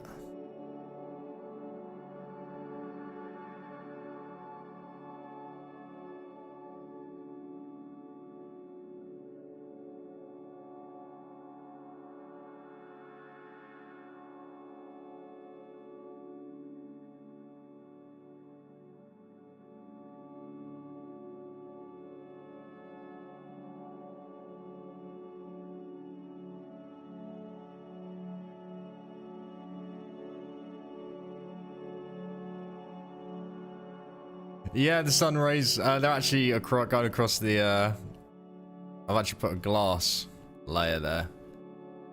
Just separating Mark from the police officers. There you go, I've turned it off. There you go, so that's it without the glass, and then that's it with the glass. Very subtle, but thought that would really add a little bit more intensity. This is a much heavier shot in terms of lighting, so I'm taking my time with it, so I can at least get it to look as decent as I can. I really wanted to go for a real sort of cinematic feeling.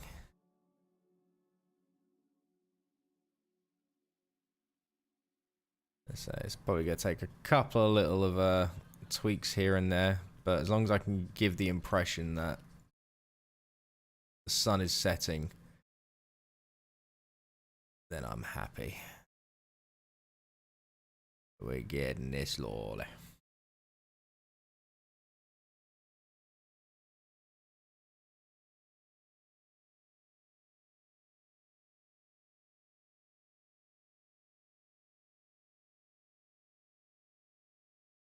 Your reading comprehension's better than your visual.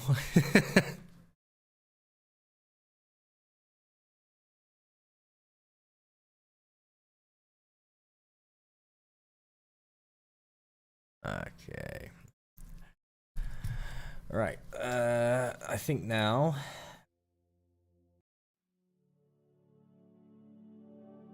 I'm getting close to being able to do the steering wheel next. So I want to add a gradient here for the shirt as well.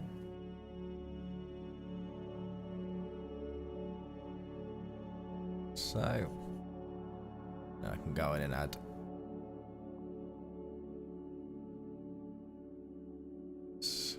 oh, and a little bit here as well.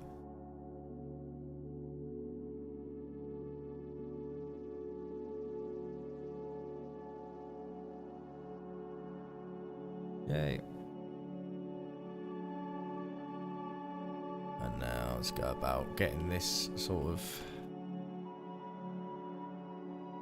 reflective and shiny, as it were. Get a little bit of dark accents in as well. Go for a little bit more of an orange. Yeah, there we go. Right, okay, now I'm going to go into here and I'm going to add a couple of little parts of the fold. So I'm just going to lift and pull out the fabric.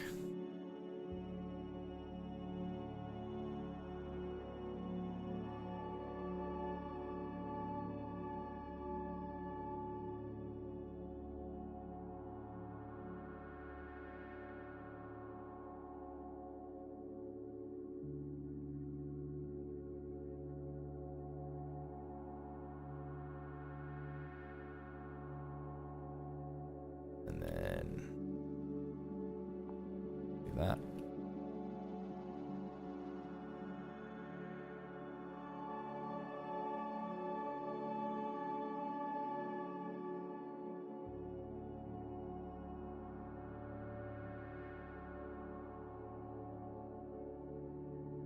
Okay. I think now if I just add in some like real strong highlights around the edge of him.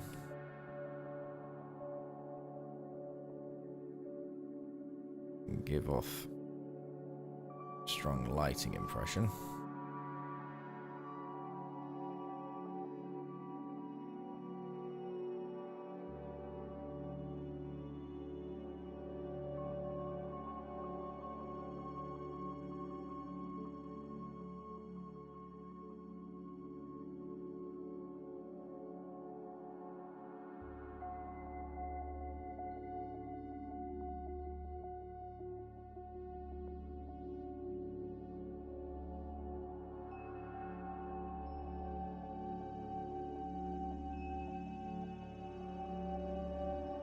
Okay, and now just going to quickly add a glow effect onto the ring itself as well. And then over here, over here. And then a little bit here.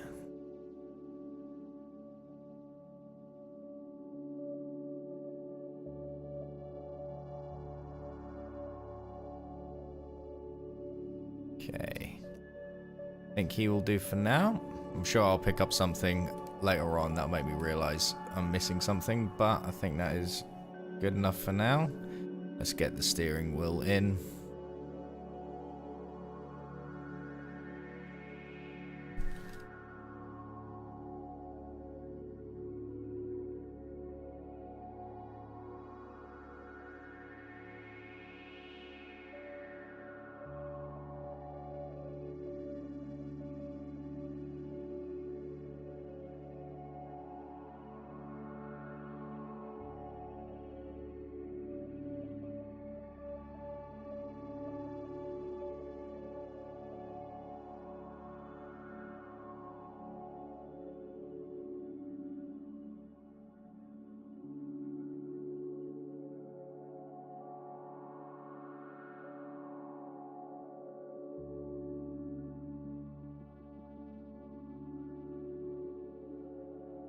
Oh yeah. I'll say, well, I'm currently, by the time this stream ends, this will be 15 hours I've put into this episode on, well, I've done live. It's been much more than that. I must have spent, I don't know, God, it must be in the realms of about 50 hours so far on this case. And keep in mind, the video's probably only gonna last, you know, 7 or 8 minutes. But, you know, it's because I absolutely adore doing this. I do suffer from burnout from time to time, of course. I'm not a robot, as much as I would like to think I am. There we go. But yeah, it's an immense amount of passion I have for this.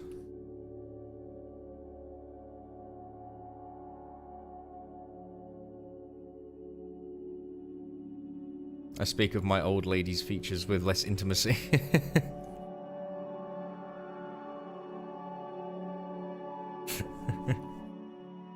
So you've been around this channel for quite a while, haven't you? I'm sure I remember seeing you post a comment like 2-3 years ago on Suyama Massacre.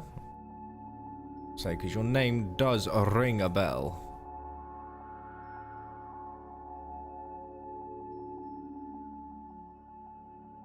Oh, I'm actually gonna add in a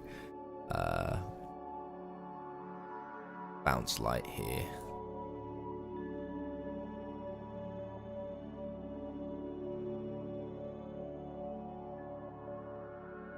I'm actually gonna make this tad bit darker because I feel like it's distracting the eye a little bit too much.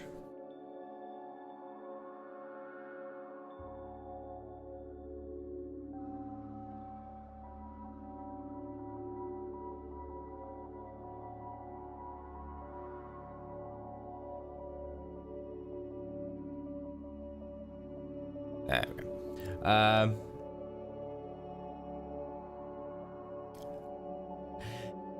Game together many moons ago. Are you? If I'm remembering correctly, let's see.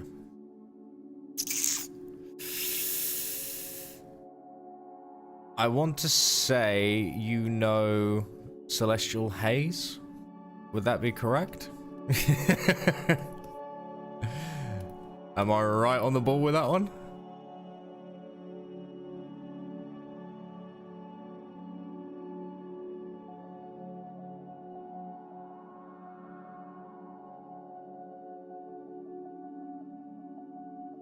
Let's see. Oh, Christ.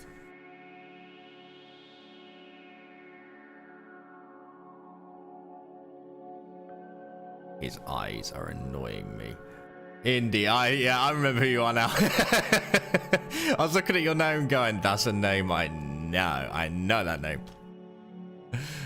Christ, that was many moons ago. Completely different person then, Jesus Christ.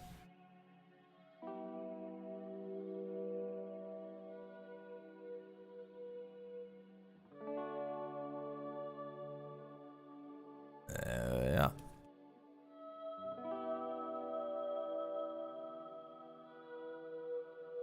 Yeah. And now we're just gonna add in the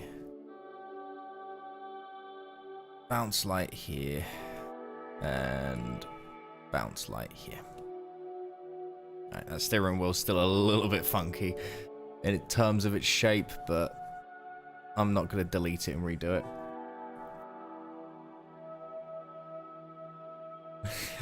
Yeah, maybe, when was that? When was the last time? God, that again, that is about... God, that is about 4 years ago, isn't it? Jesus Christ. Ugh. Oh, my headphone's coming off. Yeah.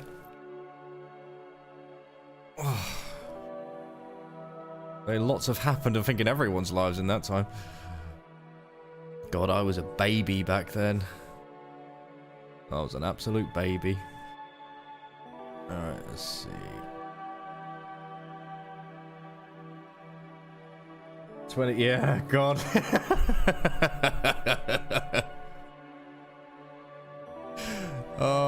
2018. I was so unsure of myself, was not comfortable in my own skin. Good times. Not really. God, I was a wreck. All of Trump happened. Yeah. Everyone thinking he was gonna start a war and all this good stuff. Yeah, exactly. Exactly. Let's see, we need to go for... I was gonna say, because obviously I haven't been around the old lot in a long time. Is it still relatively the same? Still the old crowd, or is it... I mean, I can imagine in 4 years it's been a lot of comings and goings from a load of different people.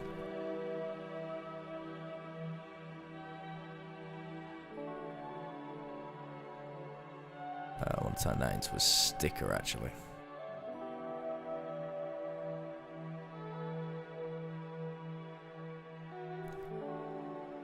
And now we want to make sure this is a shadow here.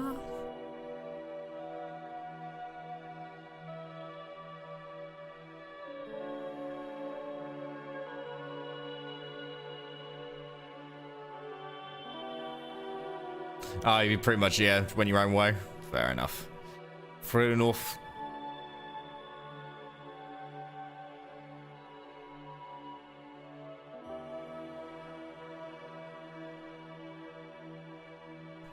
Okay. Slowly inching our way around the car. Right, I'm gonna try and now complete the far right side.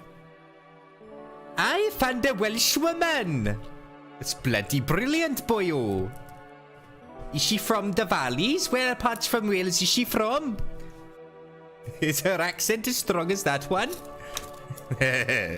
My dad was half Welsh, it's alright. Well, no, my dad was Welsh. I'm half Welsh, there we go. See, my father was from Blaenau Ffestiniog. Proper Welsh mining town, slate mine.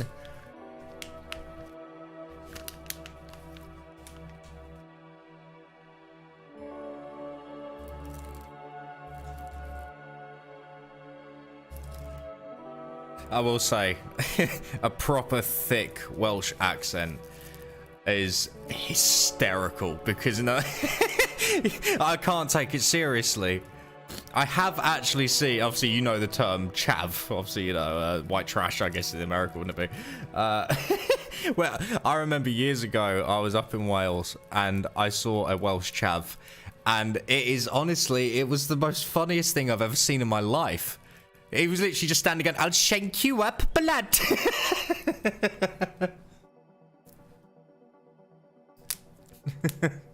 It sounds like, would I lie to you?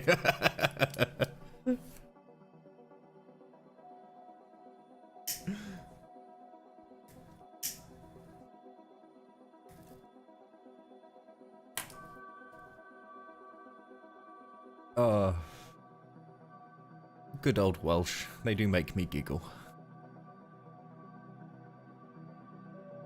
So the Welsh just sound constantly confused.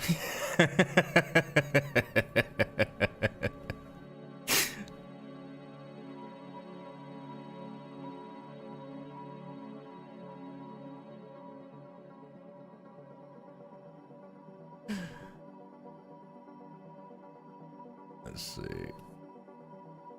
We want to go for... Which colour do we want to go for? We still want to go for that sort of grey, don't we? Yeah.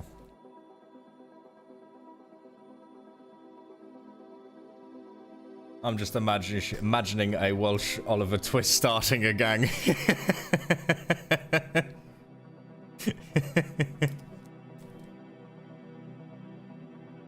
Funny, there's actually this Welsh actor, I can't remember what his name is. He's been in quite a lot of things. I think he was in Game of Thrones. He was one of the characters who worked at the Wall. And he's got quite a thick Welsh accent, but he's got what I class as the storyteller Welsh accent. It's a proper thick Welsh accent, sort of like that, and it's really soft and gentle. And it's something about it that's just so nice. It's like Valley Girl, but British. Yeah, very much. I'll punch you in the face, but first I need to go get a Starbucks. You broke me nail. Alright.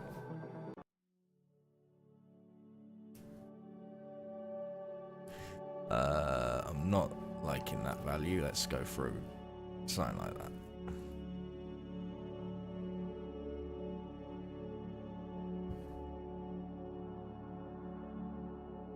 Oh, yeah.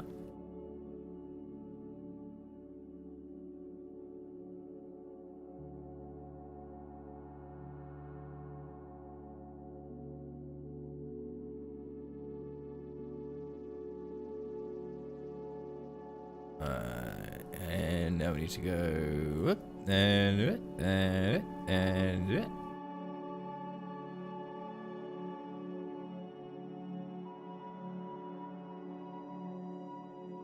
we are. So are you? I'll be coming over within the. Oh, fair enough. Enjoying the lovely sights of of Britain. We have lovely beaches with needles and stones. No sand. That's no sand. Sand is too fun. We cannot have fun in Britain. We've got very nice queues. We've got lovely queues. We also have streets that make no sense and are just impossible to drive your car down because everyone's trying to take over and the ring roads make no bloody sense. We've got nice stabbings. You can get lovely stabbings.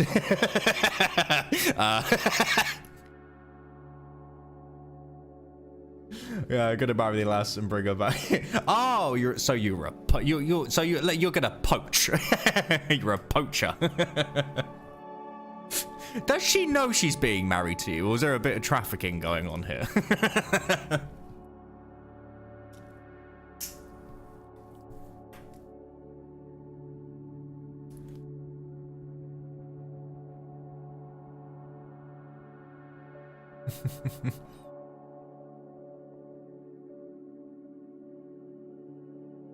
Wouldn't want others seeing my express drive. You'll fit right in. Joy is witchcraft in Britain.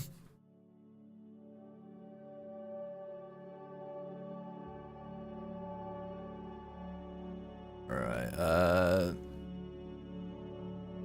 you're good. You're all good.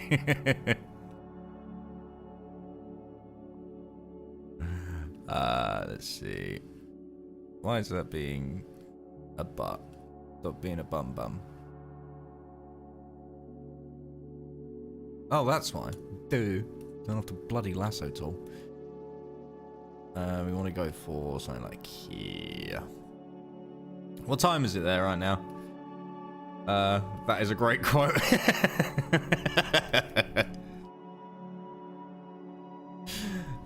I always have fun riffing my own country.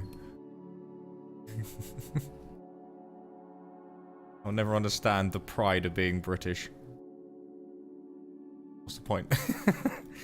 Oh, my father screwed my mother in a part of the country and I flopped out on the island. Okay, I'm so proud. What the fuck? Oh, Christ, go to bed. Or have you just gone up?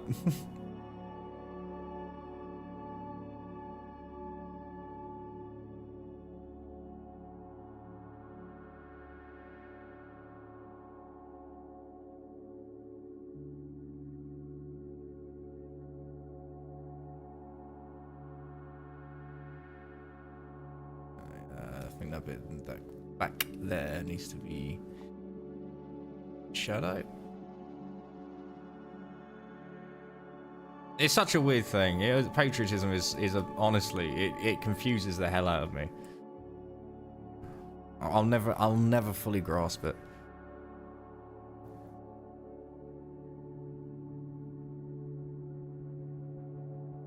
Oh, that's why that's not working, because that needs to be darker. Just gotten up, getting ready in 15. Ooh, fun. Off to do your work shift, I assume. So I'm going to be here until 2 o'clock, and then I've then got a few little things to do around the house, around the flat, and then I need to get ready for work myself.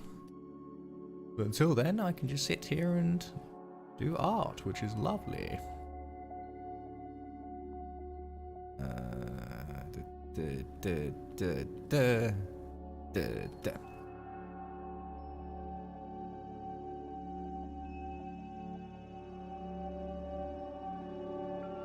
Okay, I think the only reason that's bugging me right now is because that's why it's bugging me. It wasn't connecting. Landed an engineering position. Oh, very nice. What do you specifically work on? Don't get technical. I took an engineering course in school and I broke a lathe. So I'm not the best. And by broke a lathe, I mean I disassembled it and then I, without not my choice, dropped out of school and teacher had to put it back together. It was stupid though, because they had an art course going at the same time, but because all my friends jumped into engineering, I thought I should do that too, because I want to be like them. But nah, you should have gone to art, you moron.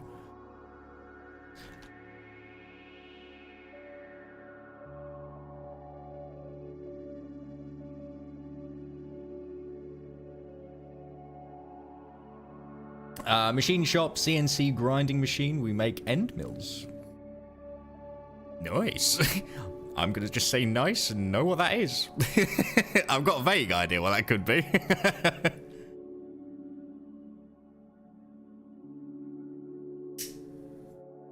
Are you liking your job? I assume, well, at least I'd hope it's good pay. Because most of those vocational type of jobs can actually be really good pay for pretty, well, not easy work, of course, but routine work, I guess, best way to put it. Like, because I've got I do an evening job where I am a custodian, because of course I am. But I love it. I genuinely love it, even though it's really basic work. Literally just go in and clean. It's not really therapeutic about it. It lets me think, turn off my brain for a while. Decent pay. Oh, there you go. You can really ask for, as long as you're not being screwed over. It's the most important part, isn't it? The way I see it, as long as you can pay your bills, and at the end of each month you can always buy yourself something, you know, as a treat. Then the way I see it is, then you got a decent life going there. Anything but routine at the moment. Oh, fun. Okay, that would be hell.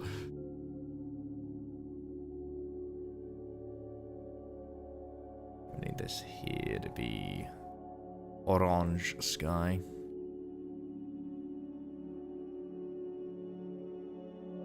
Alright. This is clippity-clopping together. Insanely busy, but people respect me. Oh, there you go. Couldn't ask for anything better, could you?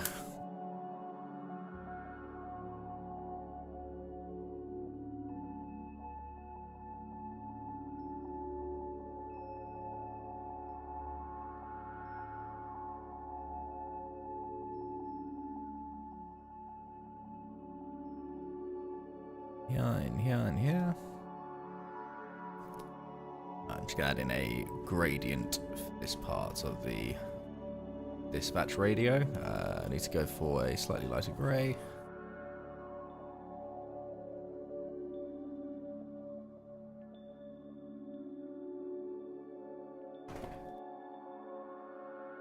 Okay. Coming together. Just need a little bit more depth, I think, in the background. So what I'm gonna do, I'm actually gonna lasso tool around the back of the cab here. Ah, that's why that's looking weird. I did not spot that.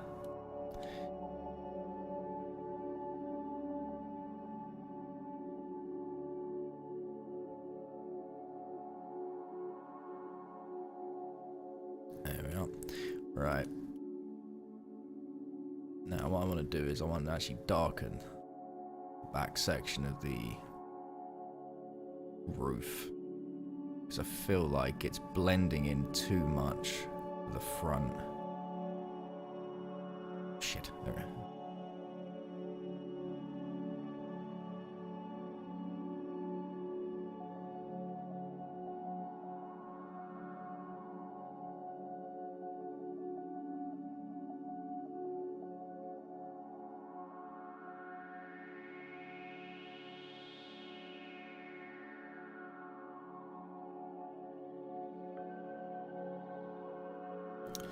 Alright, and now we go.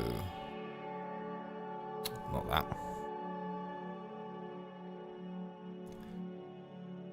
There we go. That makes more sense. That makes more sense. Right. Add a bit of a glow. Do we have the... Here we do. I will end up adding maybe some form of background elements, just blurry as hell trees and whatnot to make it look like they're not driving in endless space. But from a distance, I'm getting a very good read on that composition, which is the most important part. So I'm very happy with that so far. Oh, this has been a tough one. Oh, my back. Oh, I'm getting old. There we go.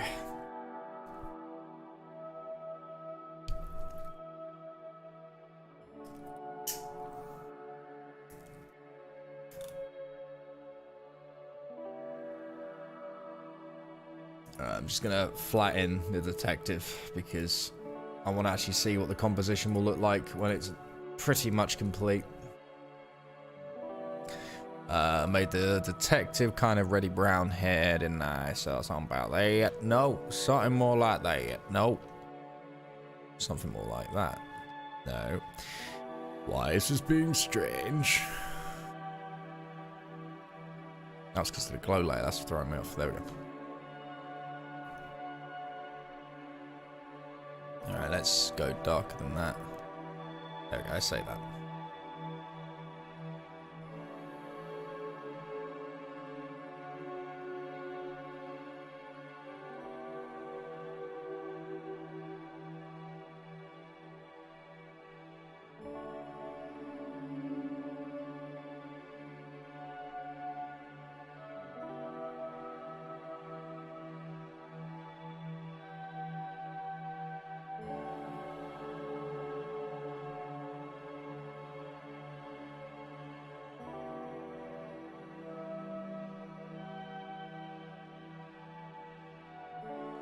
Okay. Now I'm gonna go for this lilac shirt.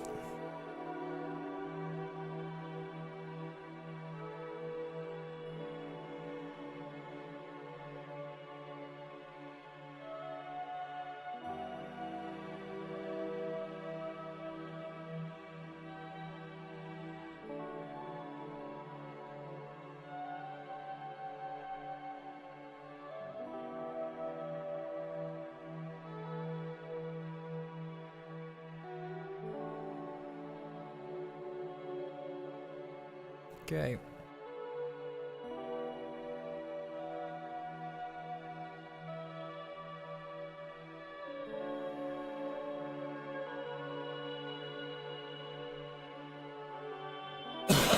Excuse me.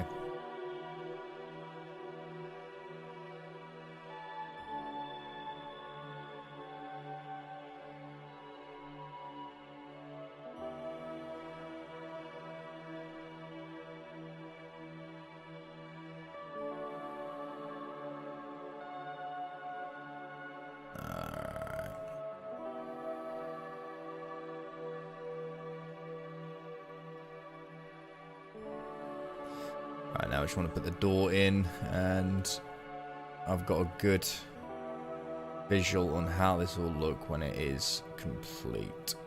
Oh, when I'm not racing my taskbar. Try that one again, shall we? There we go.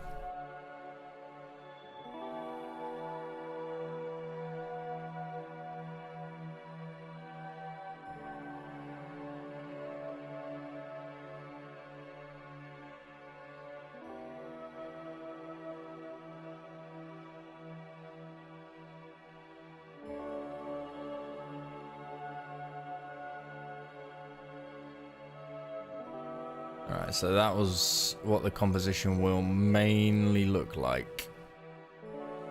Okay.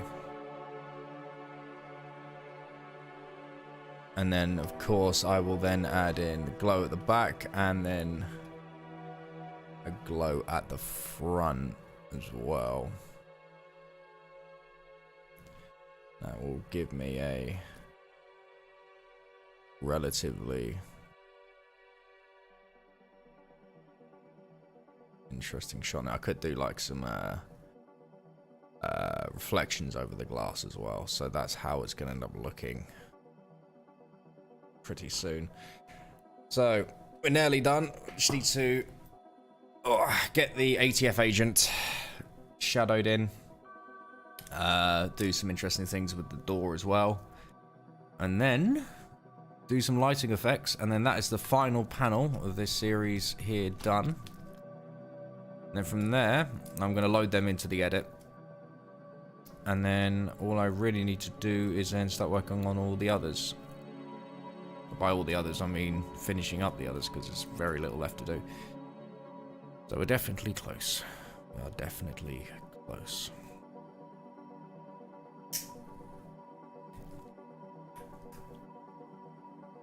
I think what I'm going to do very quickly, I'm just going to grab myself a drink, because I'm getting thirsty. Then a pint. Oh, no, I'm not a pint drinker. Actually, no. That's a lie. I'll drink a cider. I quite like cider. But I have it very rarely. Depends on how stressful of a week it's been. Then I might treat myself to a pint of cider at the end. My main vice is obviously cigarettes. So... but I am just going to very quickly have a pee, and then I'm going to grab a drink. If you are not here, my friend, 777. I'm not going to attempt to say it. Then I will see you around. But if you're still here when I get back, then awesome. All right, so I'll be right back.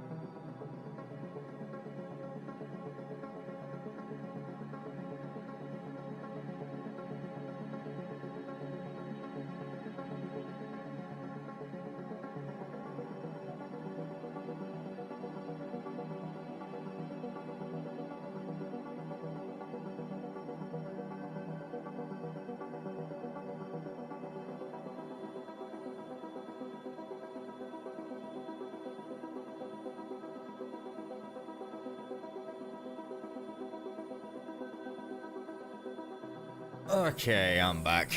Oh, grabbed a drink, voided my bladder of heresy. Heresy? Whatever the hell I was trying to say there. So, time we finally finish up this frame. Because I'm getting bored of it now. It's annoying me now. I say I will be taking some more, well, basically the way I normally operate traditionally with Beyond the Dark is with the completion of each episode, I then take 1 week to do a mass amount of art study. And in that 1 week, I always, well, not always, I'll never say always in case I jinx myself, but I traditionally have a major art breakthrough when it comes to either understanding a certain form, like it could be something to do with anatomy, it could be something to do with clothing, it could be something to do with lighting. So once this episode is done, and I think I might postpone my 1 week study time until I've finished 8 Immortals Restaurant Part 2, because that's a relatively quick one to do, because I'm only releasing them in acts instead of unlike this video, which is being released in its entirety. So before then, do you want to go for that? So yeah, I'll end up postponing my art week, I think. It'll be the best way to handle it. Let's see. This arm will probably actually predominantly be in shadow. I believe so anyway. I do believe so.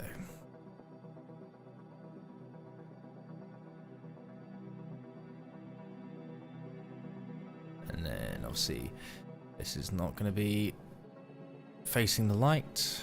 I think this might be in shadow and all.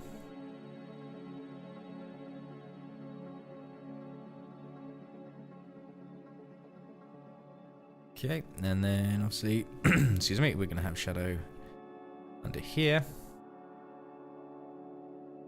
As will I.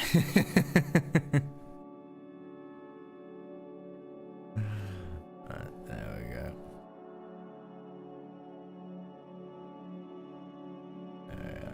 There we are. And like that. Okay.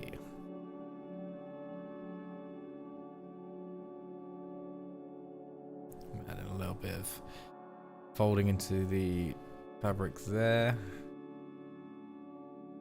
Right, let's get his actual skin tone up. What I want to do is, one thing I haven't been doing in this shot, and I should have been doing it, but I haven't been because I forgot, is before a tradition on the skin, because the skin is subcutaneous, or subcutaneous, I can't remember the correct way to pronounce it.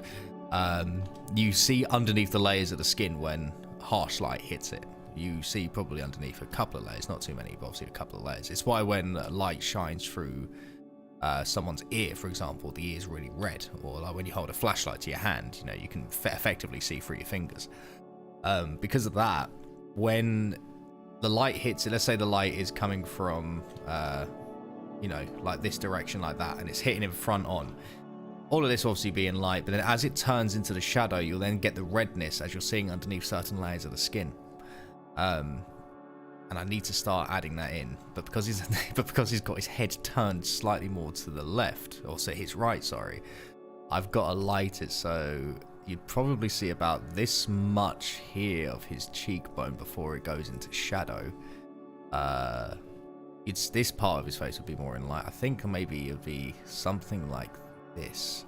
I could pull up an Asaro head, which a lot of artists use to shade, or at least get a reference for shading the head, because the head's got quite a lot of forms on it, you know, cheekbones, zygomatic arches, orbital hurdy-gurdy, go, the maxilla.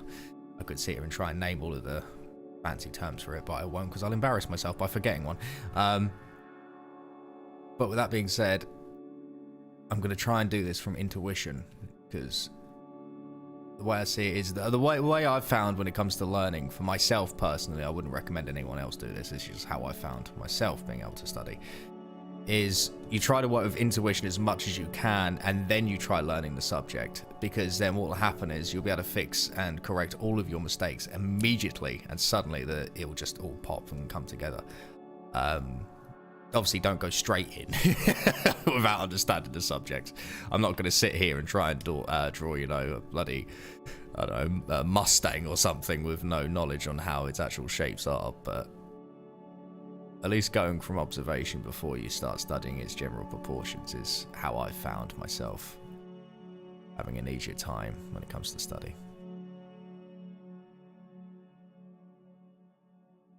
Let's see. 3 here. I'm gonna say something along the lines of this sort of shape. To do it. And now what we want is right, let's try and get in some highlights. So we're going to go warmer or in. I think something like this. I think maybe something like this. Like this.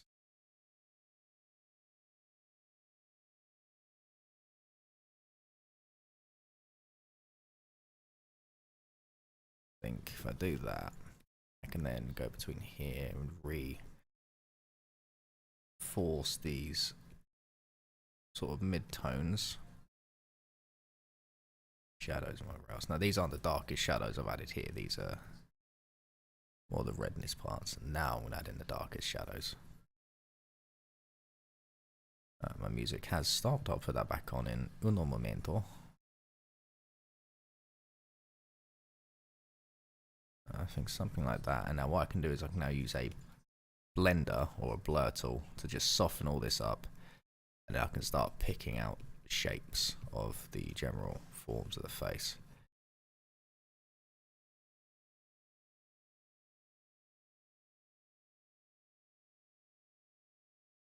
Yeah, it's already got much more roundness to it. I'm gonna do something. Do things like pull out the cheekbone form, and probably the brow bone, and all that lovely hurdy-gurdy stuff.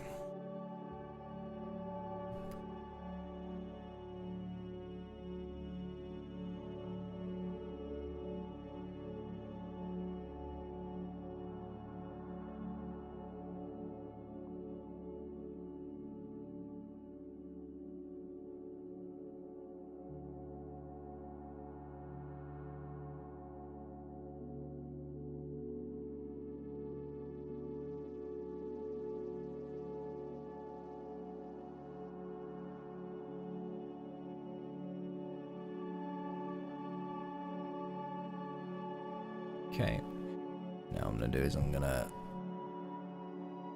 so I'm sure if a professional industry artist watched me, they'd be screaming at me. But that's okay. That's okay.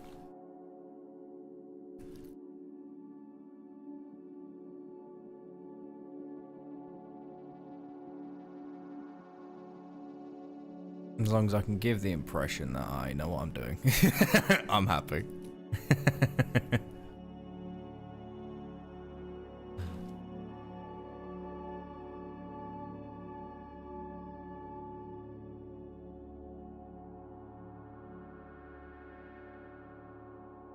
I'm actually going to lighten that a little bit more like that. Alright, I'm actually going to pop in a couple of like real bright highlights, and then I'm going to say his face is done. Now, because again, we are working from a distance, I'm not too concerned with trying to capture every little detail. As long as I can capture something that looks semi-decent, then I'm pretty happy. The person that needed more work there was a police officer himself.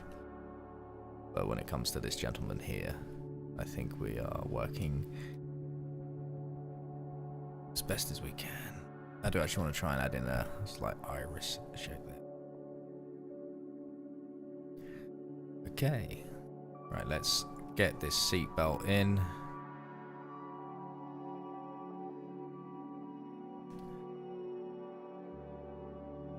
Oh, what was that? Something just popped. What just done the pippity pop? Oh shit! You didn't have to do that, buddy. Thank you. Thank you, mate. That's absolutely awesome. Right, hang on. Let me. Actually, I need to take a double note here, actually, because What was it? There was a guy that joined earlier. Ironically, he's called Adam as well. A guy called Crimson. He donated yesterday as well. About basically 20 New Zealand dollars. Thank you, mate. That is really sweet of you. I will do what I was going to do for him, and I will put a big thank you in the producer's credit, because it's the least I can do. Absolutely least I can do. Thank you, mate. That's really, really bloody sweet of you.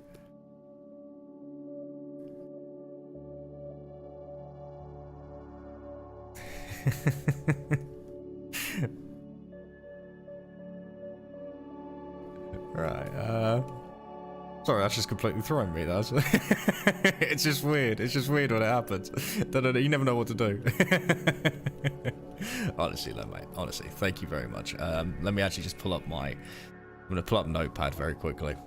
And I'm gonna save a note here, so I'm gonna remember if I get these saved, and then I can. Do you want me to put the credit as your screen name, or would you prefer I used your actual name? Let's say, because when I'm gonna do a Crimson, I'm gonna do this, and then I'm gonna do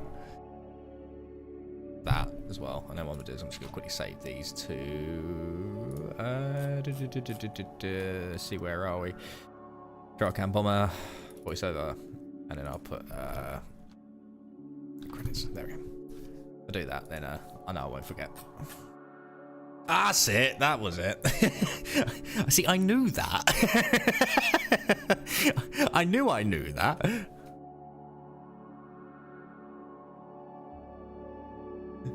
Right, let's see. Credits, and then what I'll do. There we go. Dealer's choice. Well, there you go. What I'll do is I'll do both. That way you've got it sorted there, and I'll put a big thing up about how you both donated to me during the live stream. Thank you very much again, buddy. That was very, very sweet. But yeah, sadly, I don't know why. Since doing the live streams, I've been, as I said earlier, I have been losing numbers. I don't know if it's because I did read that sometimes YouTube goes through like this little purging thing, and when you do a live stream, it effectively reactivates the purge and gets rid of dead accounts. Or it could just be people are just, you know, not happy with what I'm working with, or I'm comfortable with anything short. Oh yeah, no, don't worry. I'm not going to sit here and, you know. Put up a big list. No, I'll keep it nice and simple. But yeah, no, so I think it's more it could be a multitude of things. It could be people of getting video fatigue, which is very common, and then which is, you know, fair enough. And then I think the other one is also I do wonder if people think I'm not doing work on Beyond the Dark, like they think this is like a personal project because it's all in color. It's like, no, it's not. It's not a personal project. It's for Beyond the Dark. Hey, to be honest, I haven't really lost that much. That sort of shit happens anyway, doesn't it? Not much you can do about it. I've gotten my money's worth. Well, I'm glad you think so. I'm really glad you think so. The algorithm is the closest thing we have to an ancient day. Yeah. Sacrifice the child to Imhotep. Very much so.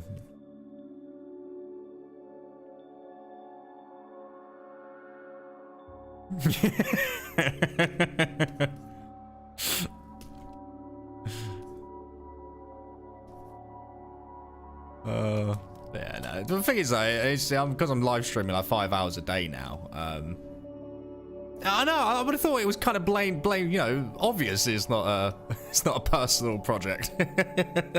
But who knows? I might end up putting a thing up at the bottom saying, you know, working on Beyond the Dark, or I just twatted my keyboard, or something, I don't know.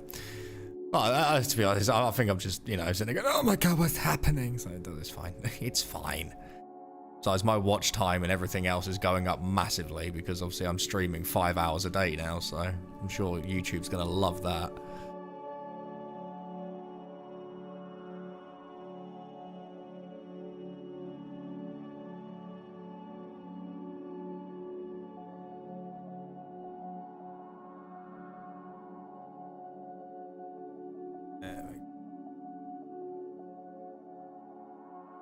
And then like that, and then like that.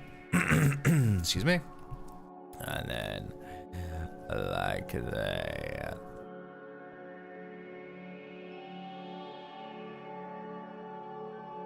Awesome, right, I'm gonna put in some detail for his hair. We would if it was, yeah. That's like, because if I was wow, I just went completely Bruce Almighty on myself there. About 50 words trying to come out at once. Yeah, I mean, I have got personal projects that aren't related to Beyond the Dark. Like, I've actually got a horror webtoon comic that I'm working on. And I work on that at the weekend because it's a nice way to chill down and sort of focus on something that isn't true crime related. And I'm not going to stream that on the channel that's solely focused on Beyond the Dark. It wouldn't make any sense.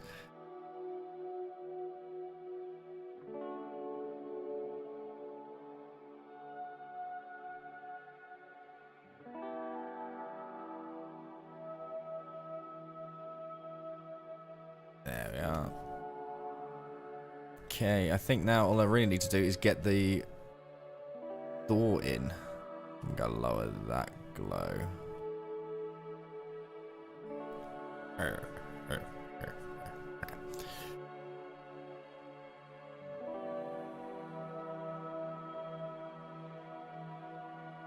Alright, I'm now gonna crack that. Ah, lovely.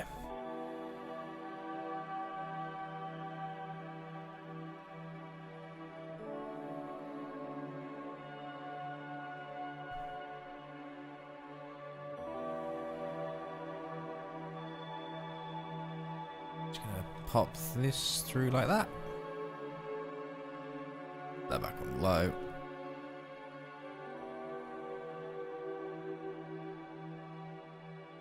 Make sure that one is doing the same thing as well.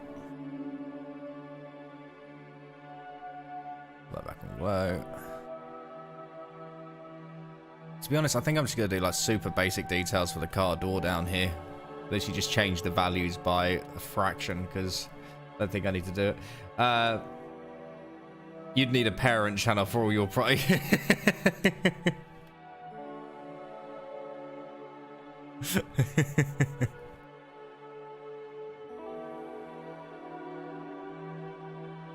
I'll say the main thing I say, because I've always wanted to go back to gaming a couple of times, and I just don't have the time because I was gonna get a few friends together.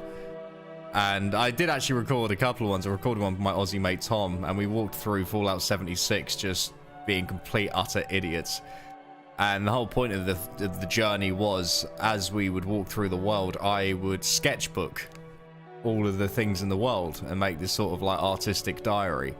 You know, breaking down all these different creatures we found in the world and you know, the flowers and whatever else, while just being complete utter morons. And honestly, I haven't laughed so hard in my life. The stuff that was happening in that in that video, honestly, some of it is hysterical.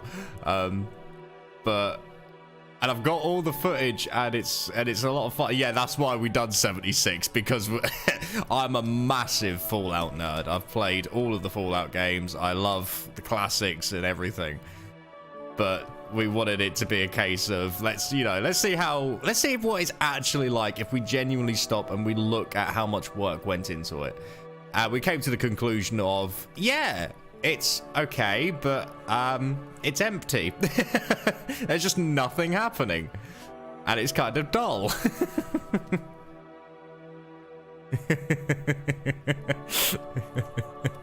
Yeah. Narrate a Welsh, yeah, narrating with a Welsh accent on that one, yeah. Yeah, I was always funny with New Vegas. I loved it. I loved all the mechanics, but I just loved the aesthetic of 3. I thought 3 kind of looked better. I always found New Vegas to be a little bit of void. I mean, don't get me wrong, they only had like 8 months to make it, so it makes sense, but I don't know. I always felt 3 was more fun in terms of world building, when New Vegas was great for everything else. But, to be honest, I've actually got it on my computer where I've got Tale of Two Wastelands. So, it's kind of, you know, it's the world's greatest mod. I love 3, I love New Vegas, screw it, I'm gonna play them both at the same time. It is fantastic, and I've got it running with not a single crash, and I think I've put like 6-7 hours into it without a single crash. And it is such a... I can't believe someone managed to actually mod that. I mean, that is just absolutely amazing. It was just too... Yeah, it was. Yeah.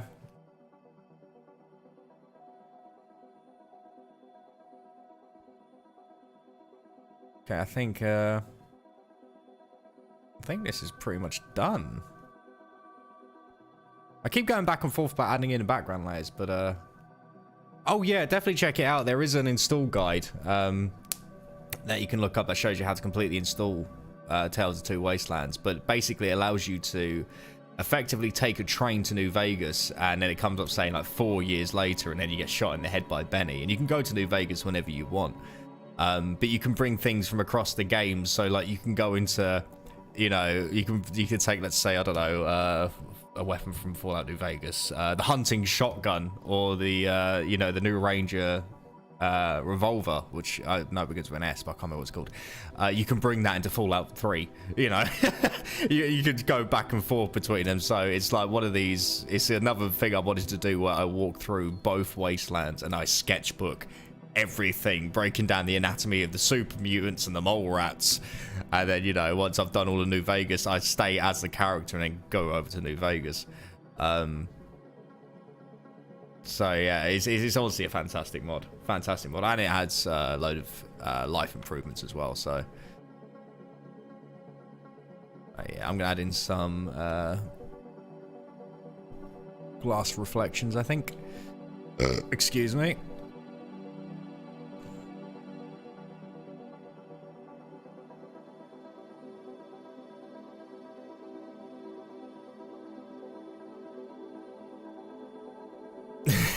Exactly. Yeah, exactly. Or you could, you know, go completely overpowered and use the auto axe from the pit. The most overpowered weapon in the entire game. I love that thing. You run a melee build with that and nothing can beat you. It is ridiculously overpowered. I actually quite like using Wild Bill's 32 caliber revolver as well, though, because I don't know, I've got a love for revolvers, and when I realized the 32 caliber was, you know, don't get me wrong, it's crap, but it's, I like having a revolver that doesn't have a scope on it. But, you know, I can then get the police pistol from Dead Money and then bring it over. Let's see, glow. So as you can tell, I played a lot of New Vegas. Yeah, I never did either, to be honest. I was always more of a run and gun. But I'm telling you now, if you ever want to have some serious fun, stat your character towards using melee weapons and the ability to, like, really do some damage with, say, like a shotgun. And my god, you just become a walking tank. It's just fantastic. Oh, so much fun using the auto axe. And because you get the auto axe, just like, you can get it immediately if you just make a beeline for the pit. And it doesn't matter, you know, they make this big thing about the trogs being these lethal creatures that are so deadly. But I remember going through the entire steel yard, collecting all 100 ingots and just standing still, holding the left mouse button, and just literally, you know, sushi shoppers. Come on, yeah, English. My god, turning the entire place into a sushi shop by the end of it. It was just absolutely ridiculous. Yeah, you'll have to. You'll have so much fun with it. That's why I was really disappointed in Fallout 4 when they introduced the Mr. Handy Buzz Axe, and it just wasn't the same. It was so weak. And I didn't realize that the Shredder, which is a mod you can put on the minigun, I didn't realize that was actually so when you ran out of ammunition, you then use the minigun as a melee weapon by holding down the right trigger. So then obviously as it spins, you've got the Shredder mod. I didn't realize that's what it was for until recently. I just thought it was like a really crappy bayonet you put on the you put on the minigun then done the melee attack with, but no, it's basically a chainsaw. It's like, okay, why did they not add more mods like that? That's really cool, but it's really crap. But it's still really cool.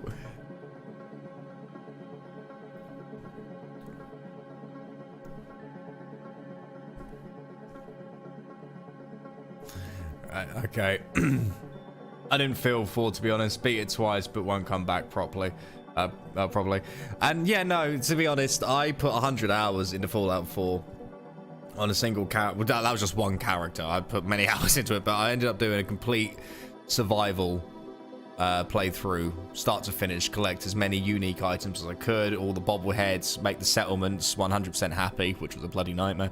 And I've never felt so burnt out in a game that I have tried so many times, and I just couldn't do it. Oh, I could not do it. Godspeed, sir. Godspeed.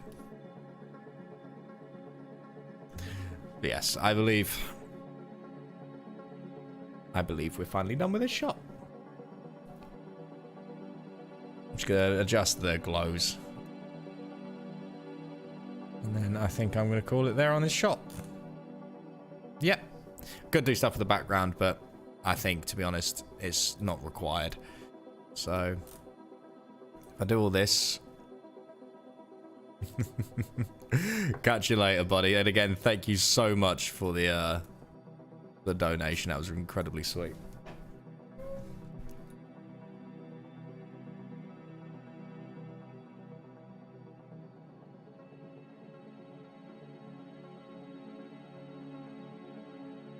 Okay, let's have a see. Yeah, that looks good. That's good. Right, well, there we go. That is every single panel for... Well, not every single panel, but at least all the panels we need...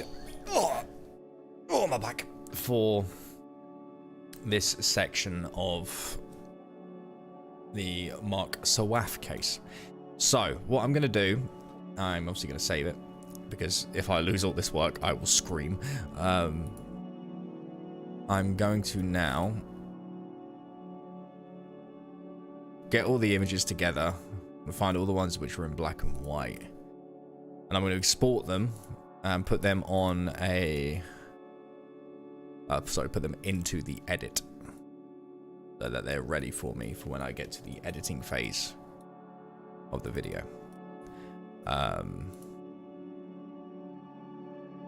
Right, so I need that one, so that one, and that one, and that one, and that one. Okay, so this is how it's going to look on YouTube, and then on Patreon it will obviously be in color. So obviously I know that's probably a little bit of a shame, but to be honest, it's the best way I can operate with that, because unfortunately YouTube is very funny with certain, let's say, shots that involve a little bit more gory aspects or a bit of viscera. And by doing things in black and white, I can get around doing a little bit more gory shots. And plus, I wanted to do uncut shots for Patreon. However, I just don't have time to be able to make all these big extra sections. So by doing color, I can then give them something a little bit extra. Right, so we're going to start from the top. We need to get rid of all of these ones.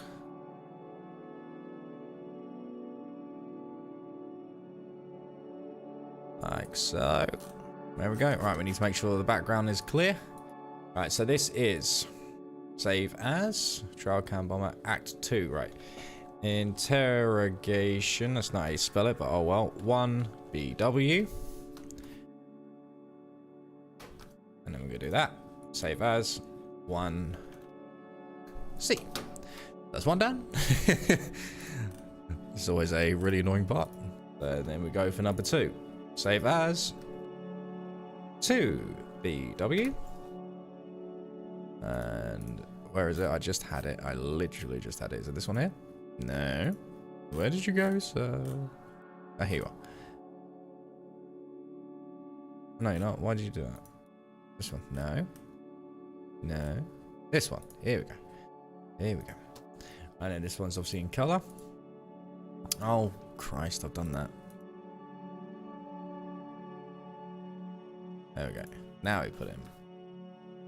Save as 2 color. Right, we now need the third frame, which is obviously him sitting in the prison cell, not being a very happy chappy. All right, so there we go. Save as interrogation 3, black and white. And now we put it into color. 3 color. Now we need the final part of the frame, which was what? Him being... What was the final? Oh, yes, it was the detectives discussing the case. So this would be interrogation 4, black and white. And then save as interrogation 4, color. Yeah. All right, that is an entire panel side done. So we now need to work from the top to the bottom on the next section. So save as. This is number 5 now. 5, black and white.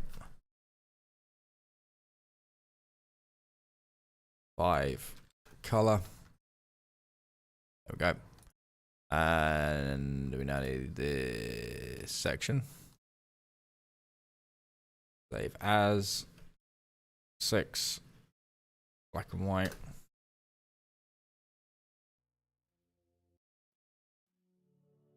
And color. Like so. And now we'll do this one here.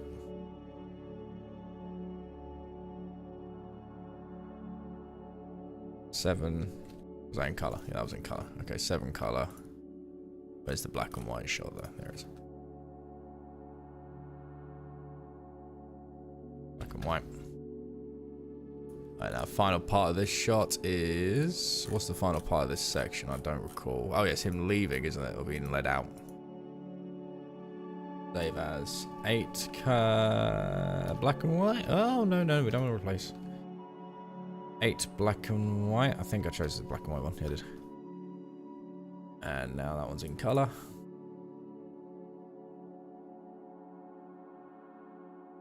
Alright, and now we need this section. Save as 9 black. Sorry, 9 color. I think that one was. This was black and white.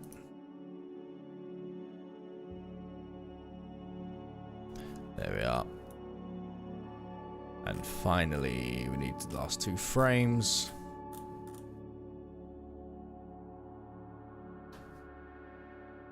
This is number 10 now. 10 black and white.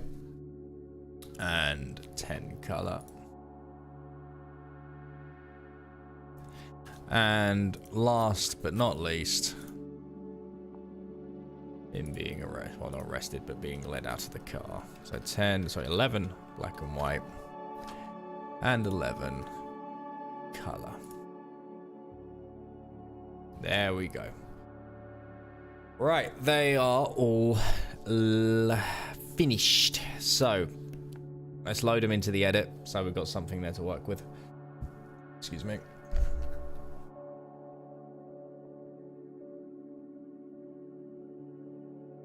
May take a second to load up Premiere Pro, because it likes to take its time.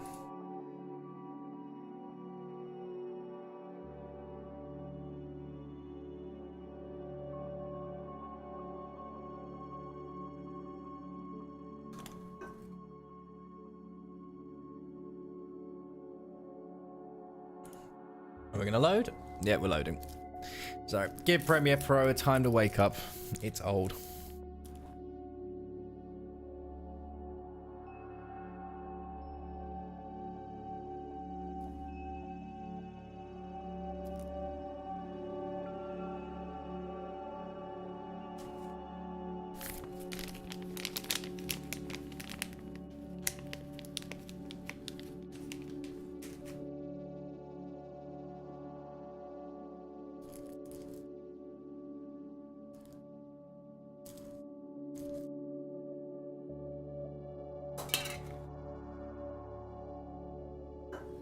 There we go. Finally. Took its time, didn't it? Right. It's been 6 days since I've loaded up the edit because I've been focused on getting all of the artwork done.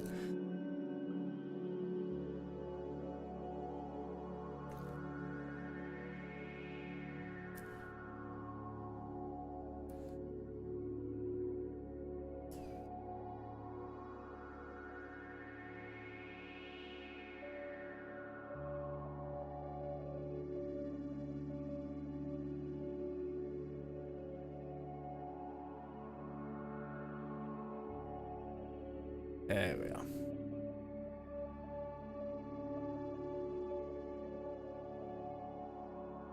Alright. So these are all the frames we have here.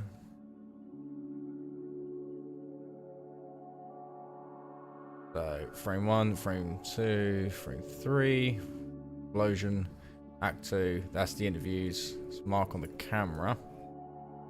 So we need to work from this section here.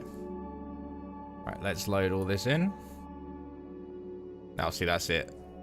There's a singular piece which we do not want. We want it as a series that I can then edit. 7, 8, 9, 10, 11. I think I've got 11 spaces to put in. Okay.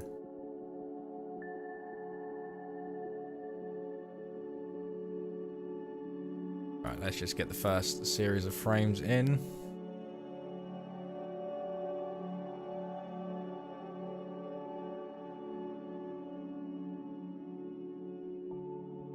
I'm gonna need you.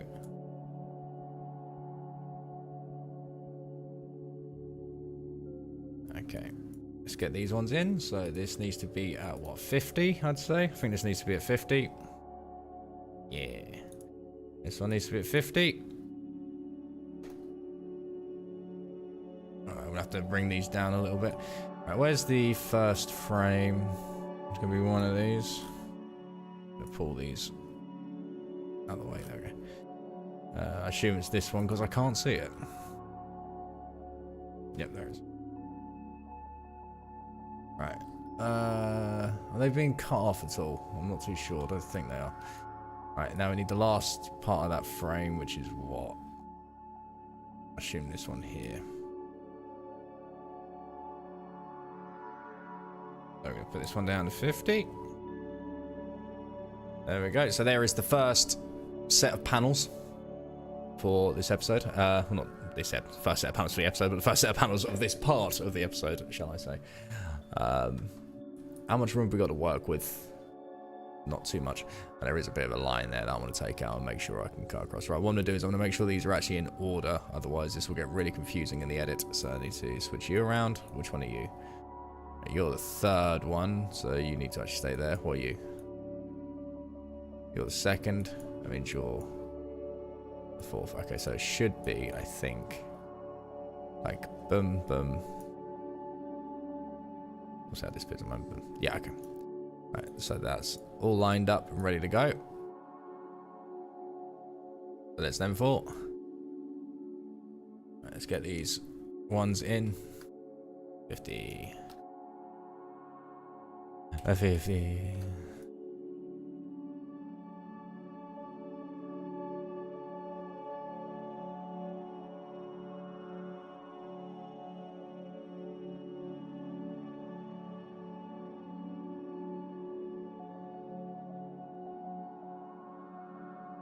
Okay, so there's M3.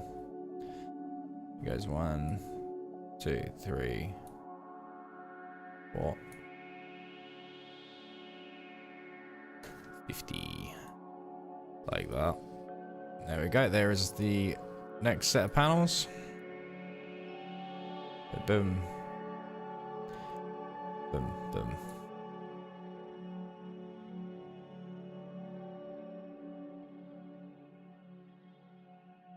That needs to be reversed.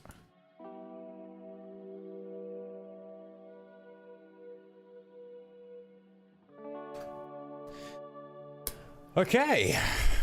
Those are definitely the best panels of the lot, aren't they? Much more detail in those three.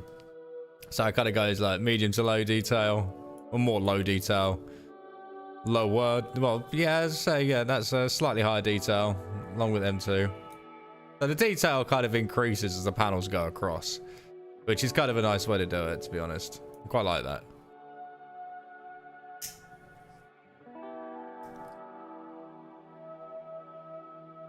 So obviously we're going to save.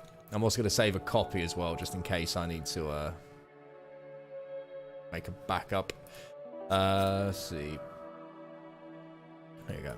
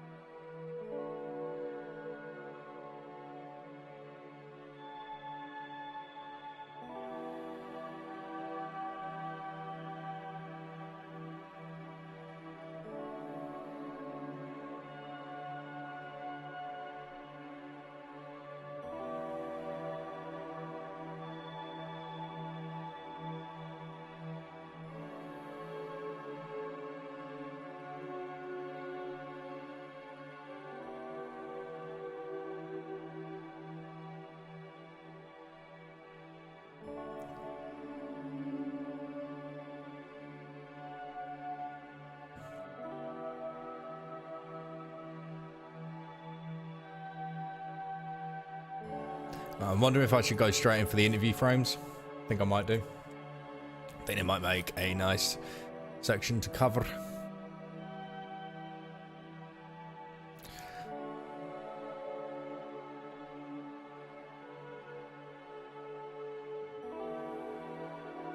Alright, so let's save the edit. And let's get these interview frames done now. So there's a lot less to do here, so excuse me. Oh yes, I was doing something different with these ones here. But I wasn't happy with how they came out. So I'm just gonna quickly make sure this one is saved and finished. So we want to go like this. Because this frame I've done not ages ago, I've done this one earlier on. Alright, so we'll save this one as interview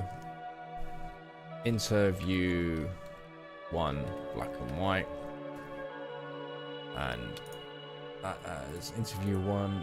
Oh, not save a copy. Don't want to save a copy. Interview 1 color.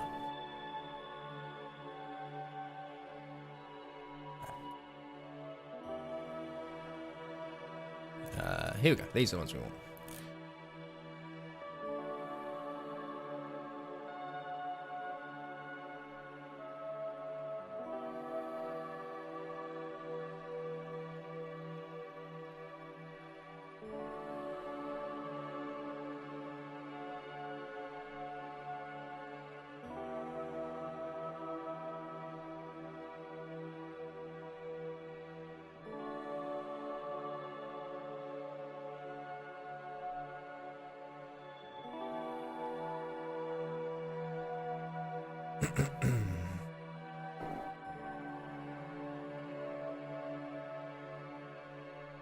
Right, so what we want to do now is I'm probably going to start on the portrait frames, as I think the portrait frames are going to be a little bit easier to handle.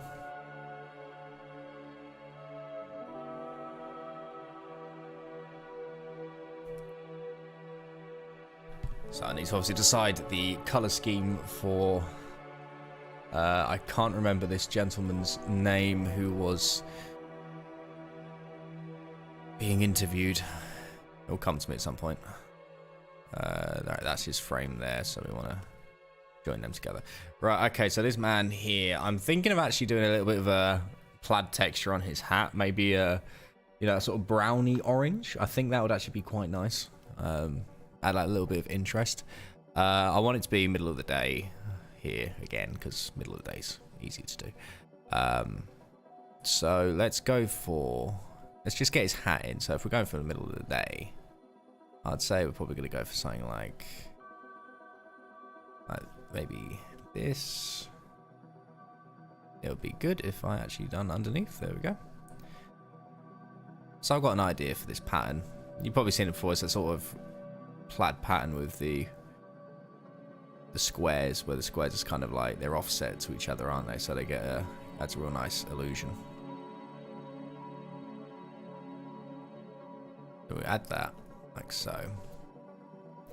I think I want to make that more of a dark tree bark brown, maybe a little bit more darker than that, something like that. And then I'm gonna go into an orange like this. I'm gonna curve it around the forms.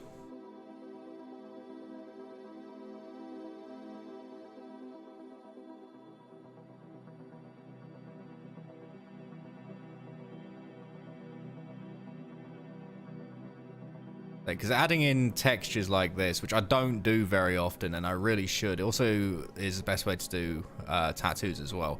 As you can see, I'm not adding in any inking. I'm just going straight in by using color instead. It's something I'm not very well versed in at the moment.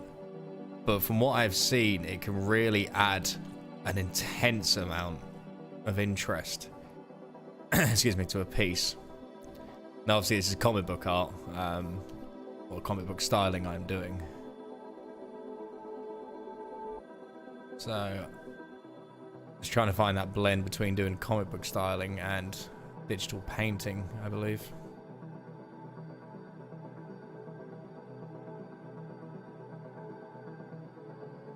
Yeah, you see, you can see it already looks more interesting, doesn't it? Alright, so we're now going to go here. And now what we want to do is we want to do an offset triangle. Sorry, triangle? I don't know my shapes. Offset square to... What am I doing? It's the same pattern, just offset. There we go. And then I'm going to say like this.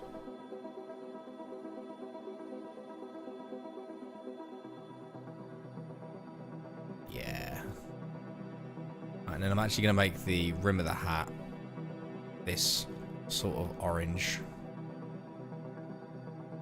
So, and I'll come in with the shading when I'm done with the rest of the forms.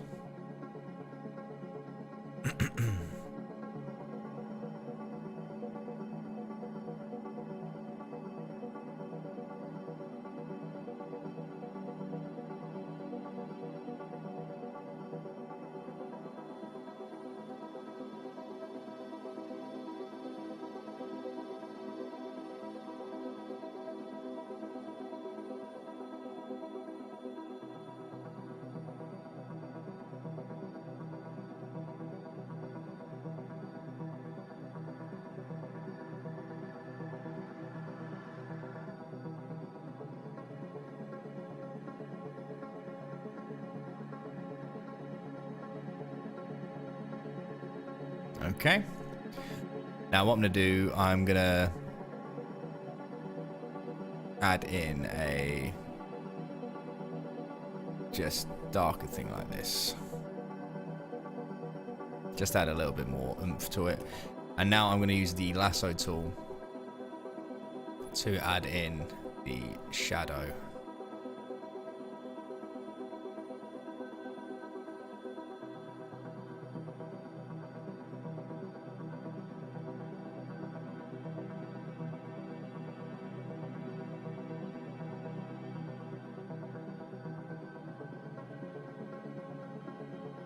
Now I am going to use a multiply layer here instead of doing each individual piece. I could have shaded the hat and then used an overlay layer to do the pattern, which would have been, to be honest, a smarter way to do it.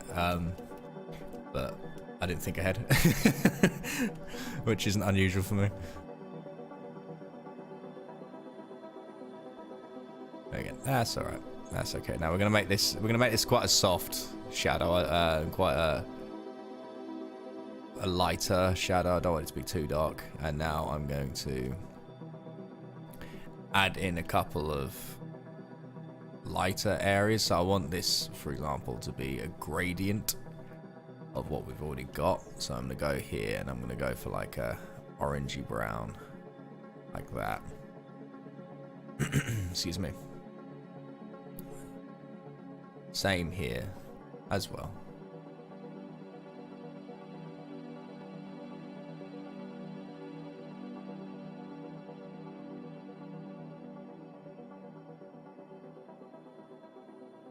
Now we're going to do this. And I'm going to put on maybe a screen layer. Yeah. And there we go. That's already got a lot more interest. Already got more form to it. I'm going to do a little bit the same on the button section. And then, of course, quite a lot of this on the top. Maybe something like that. Definitely want it there. And there we go. We've got a much more interesting looking hat there, don't we? One thing I do want to do maybe is just do that and maybe do that. Actually, I do want to lighten the back of the hat just a little bit because I think that's a little bit too dark now. I'm just gonna do that. Nothing major. Right, we're now going to put in the overall skin tones of this gentleman. I want him to be kind of red-faced, red-nosed, you know, farmer tannish, I guess. Is the best way to describe him. Now I need to be more careful with the forms of his face because he's got quite a lot of rounded forms because I've added quite a lot of areas of mass to like his chin and obviously underneath his chin. And those forms do show. I need to be a little bit more precise with those matters.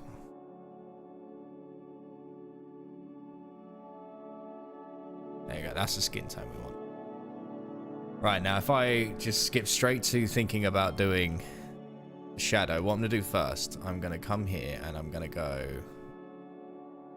something like this. Now, I want the light to be coming from the top section, so I'm going to say the predominant amount of his nose is actually going to be, and his face, is going to be in shadow. So I'm going to say something like this.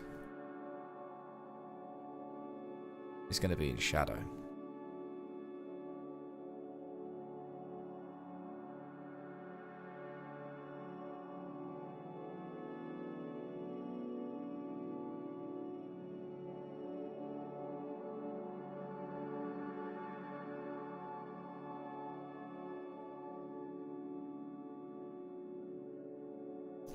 And then maybe here.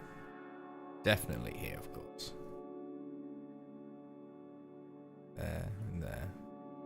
This section is definitely going to be in shadow.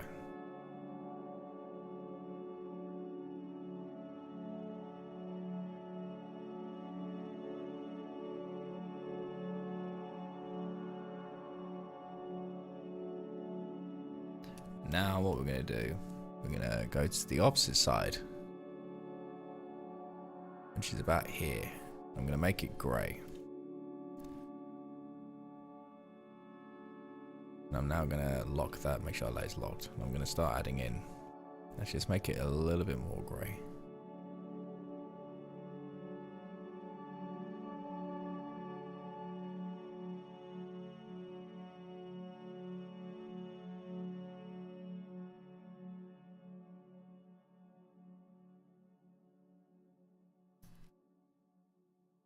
Something like that, I think.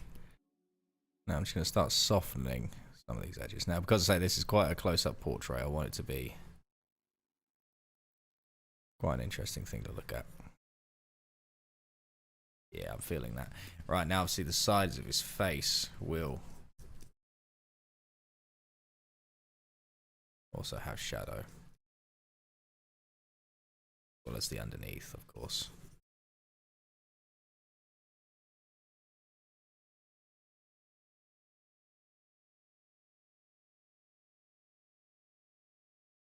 I'm going to start picking out these forms in a minute. I'm going to make sure I've got a good strong sense here of light and shadow going on. I want to make this a lot harder, soften that edge a little bit too much. So I want to make sure that's a real strong edge. And then I can actually add in a gradient on the outside of that edge. Like that.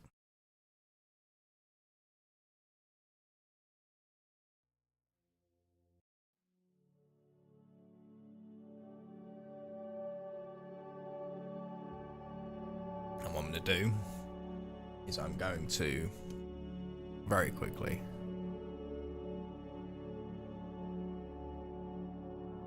add in some bounce light into areas so I can add a little bit more interest in the form.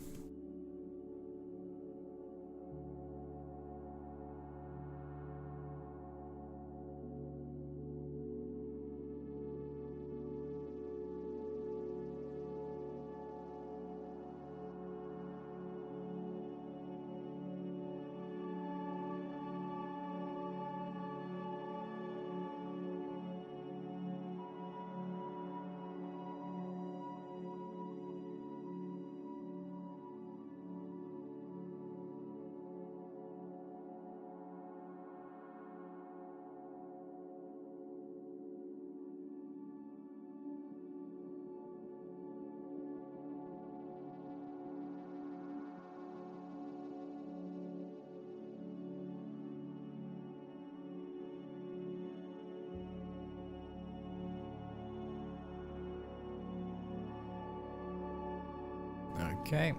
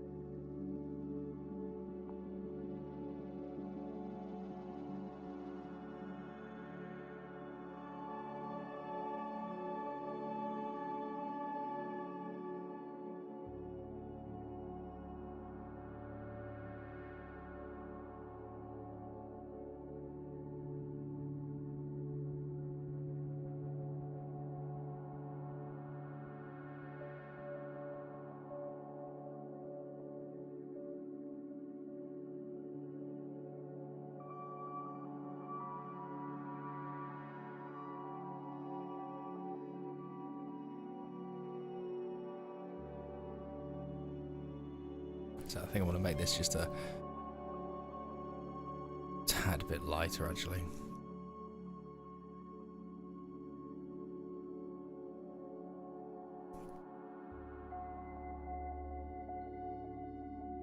There we go. So that's better.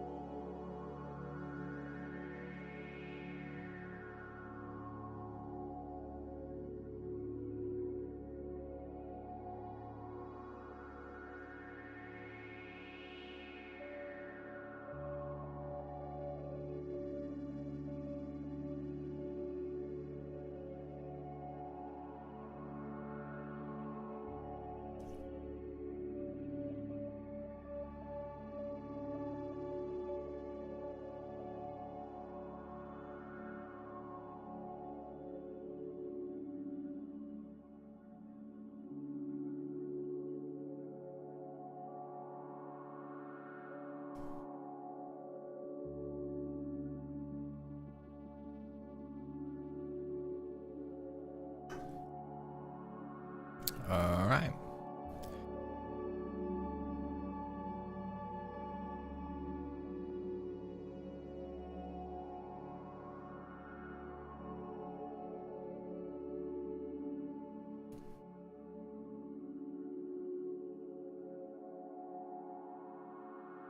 Let's go about getting the hair in now. Which I do want to make grey, to be honest. I like the idea of this guy being slightly older.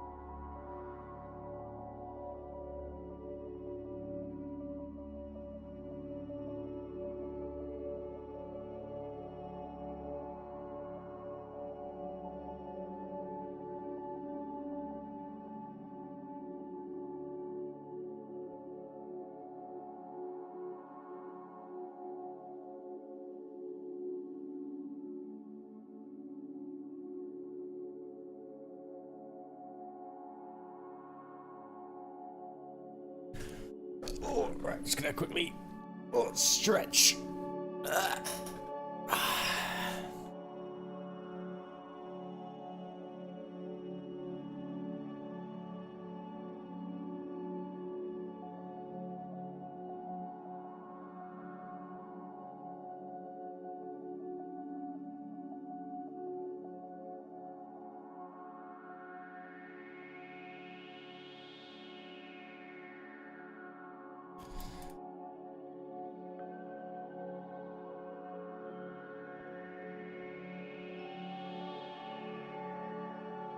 Right, okay, so I've got him in a blue denim vest. And it's probably going to put him in a similar style shirt to that of his hat.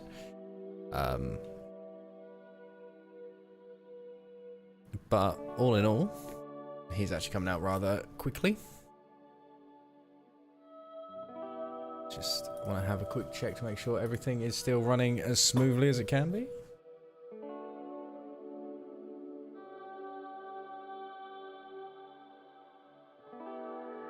Okay, so what we want to do now is obviously shade his hair, add some highlights in, go about doing his vest, go about doing his shirt. I don't think I want to add a vignette to this particular shot, because sometimes when you add a vignette, it just really dulls out all of the colour that you put in. And after that, I may do the detective above him before moving on to doing the big middle ground shot. Which again is going to be rather simple to a degree, because it's a relatively simple shot. I probably could have done more to the shot and added a lot more to it, but I didn't, to be honest.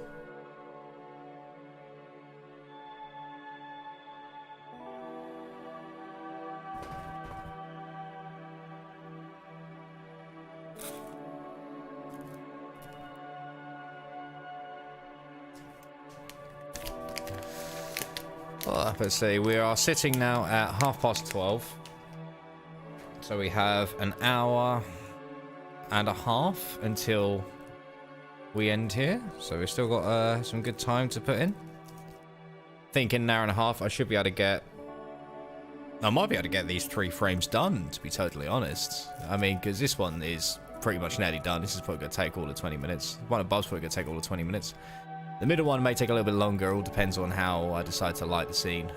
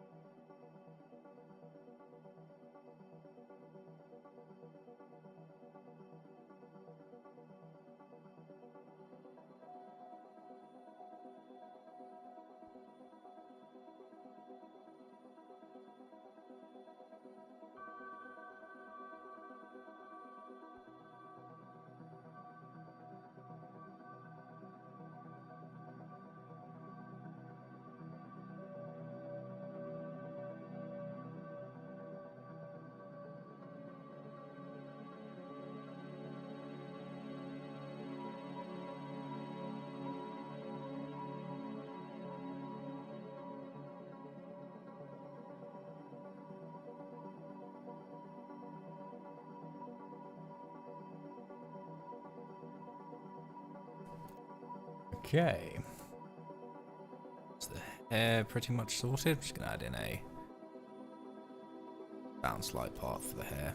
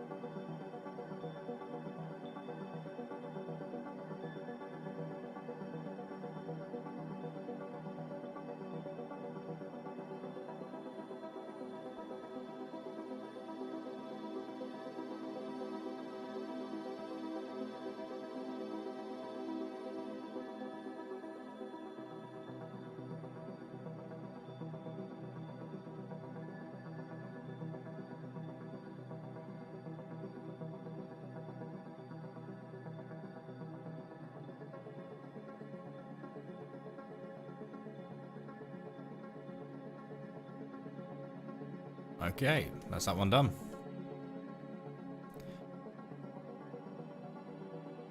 Oh.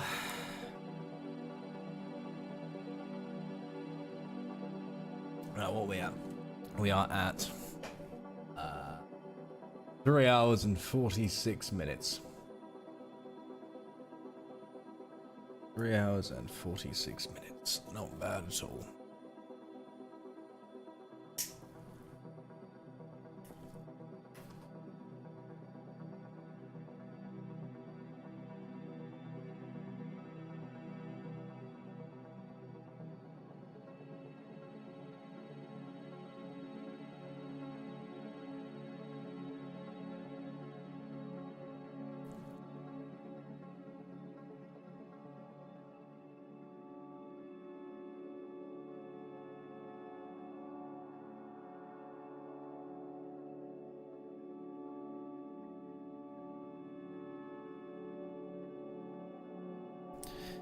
Right, so what we want to do now is get this in, of course.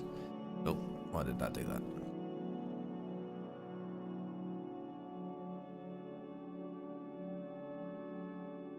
Right, I'm gonna minimize all of the others so I can load this one in as a new frame. See, 1, 2, 3. So this will be number 4. So insert view 4. Oh no, I saved that as color. I need to save that as black and white. And now we need to save this one as color.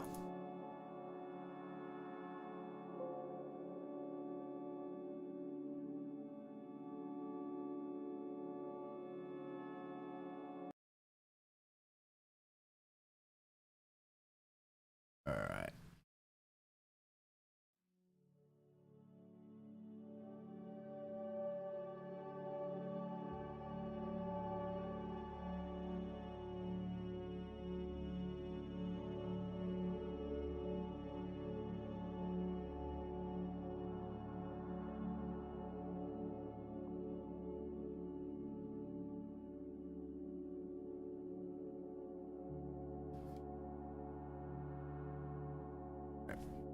Time to get the detective in.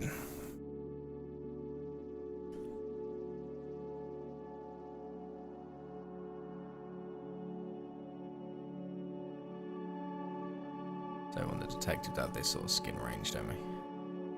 So let's go about getting him in.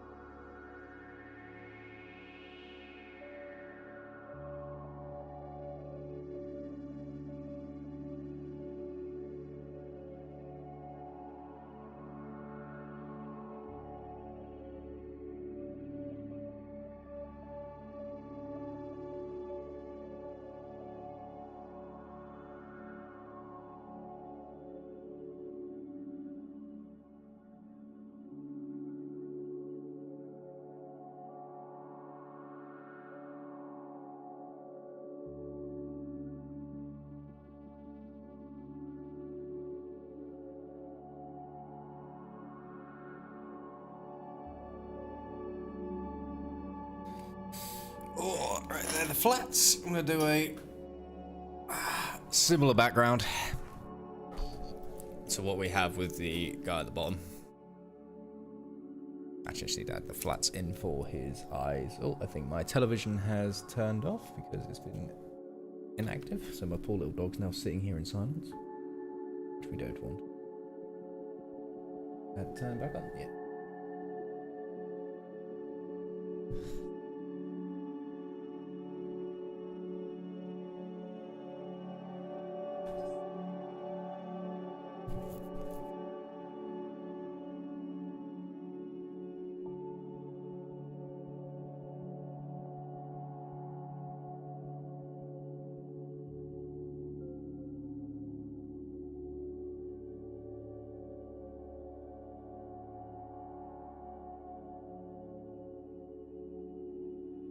Right, let's get the glow in.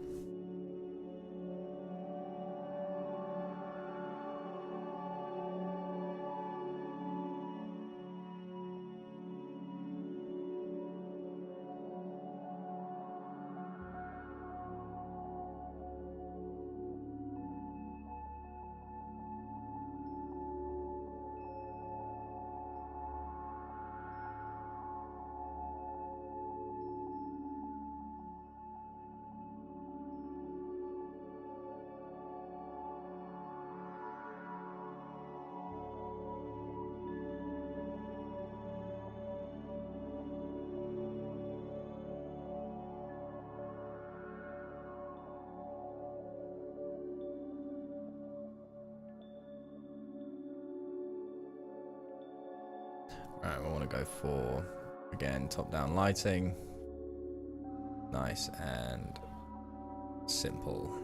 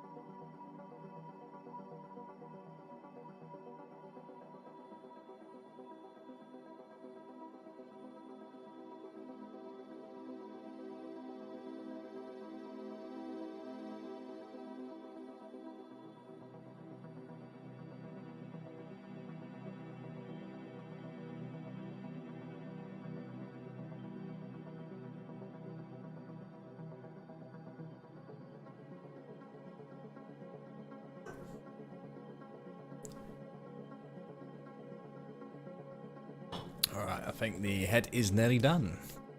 I just want to make sure I've got everything. It's the best as I can make it.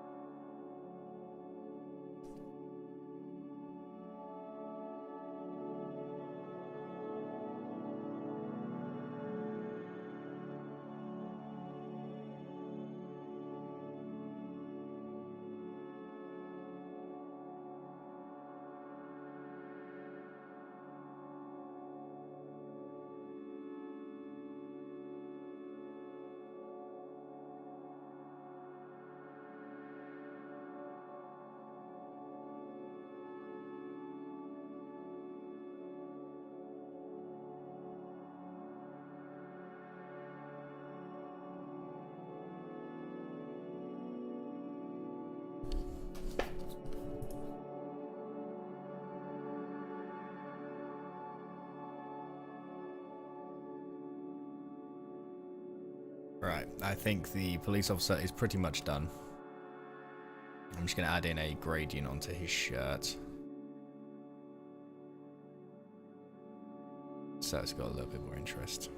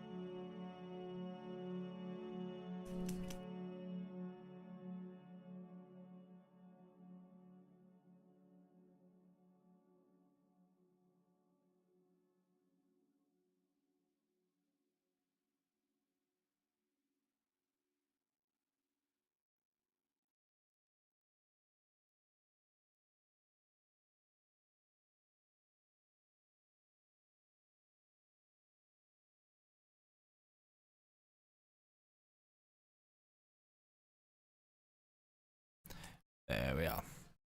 No, it's another one done. Right, let's get this one saved.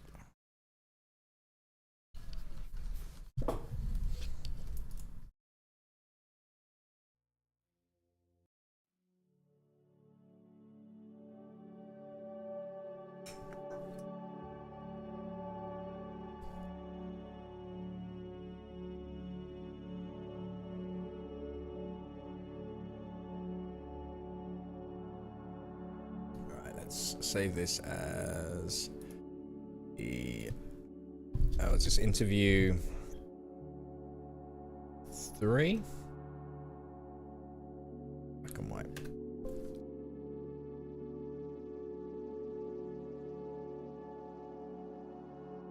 Interview 3. Color. Okay, that's 3 of these shots done. Now just need to add in the big one in the middle. But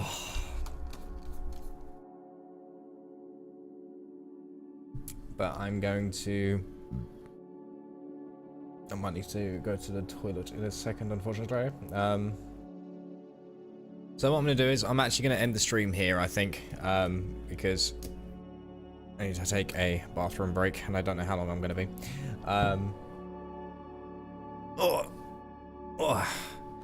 But I will be back at the same time tomorrow. Actually, earlier tomorrow, around about 8:30 instead of 9 o'clock as I was today. But thank you all for joining me, and I hope you have a lovely day, and I will see you all tomorrow morning. Goodbye.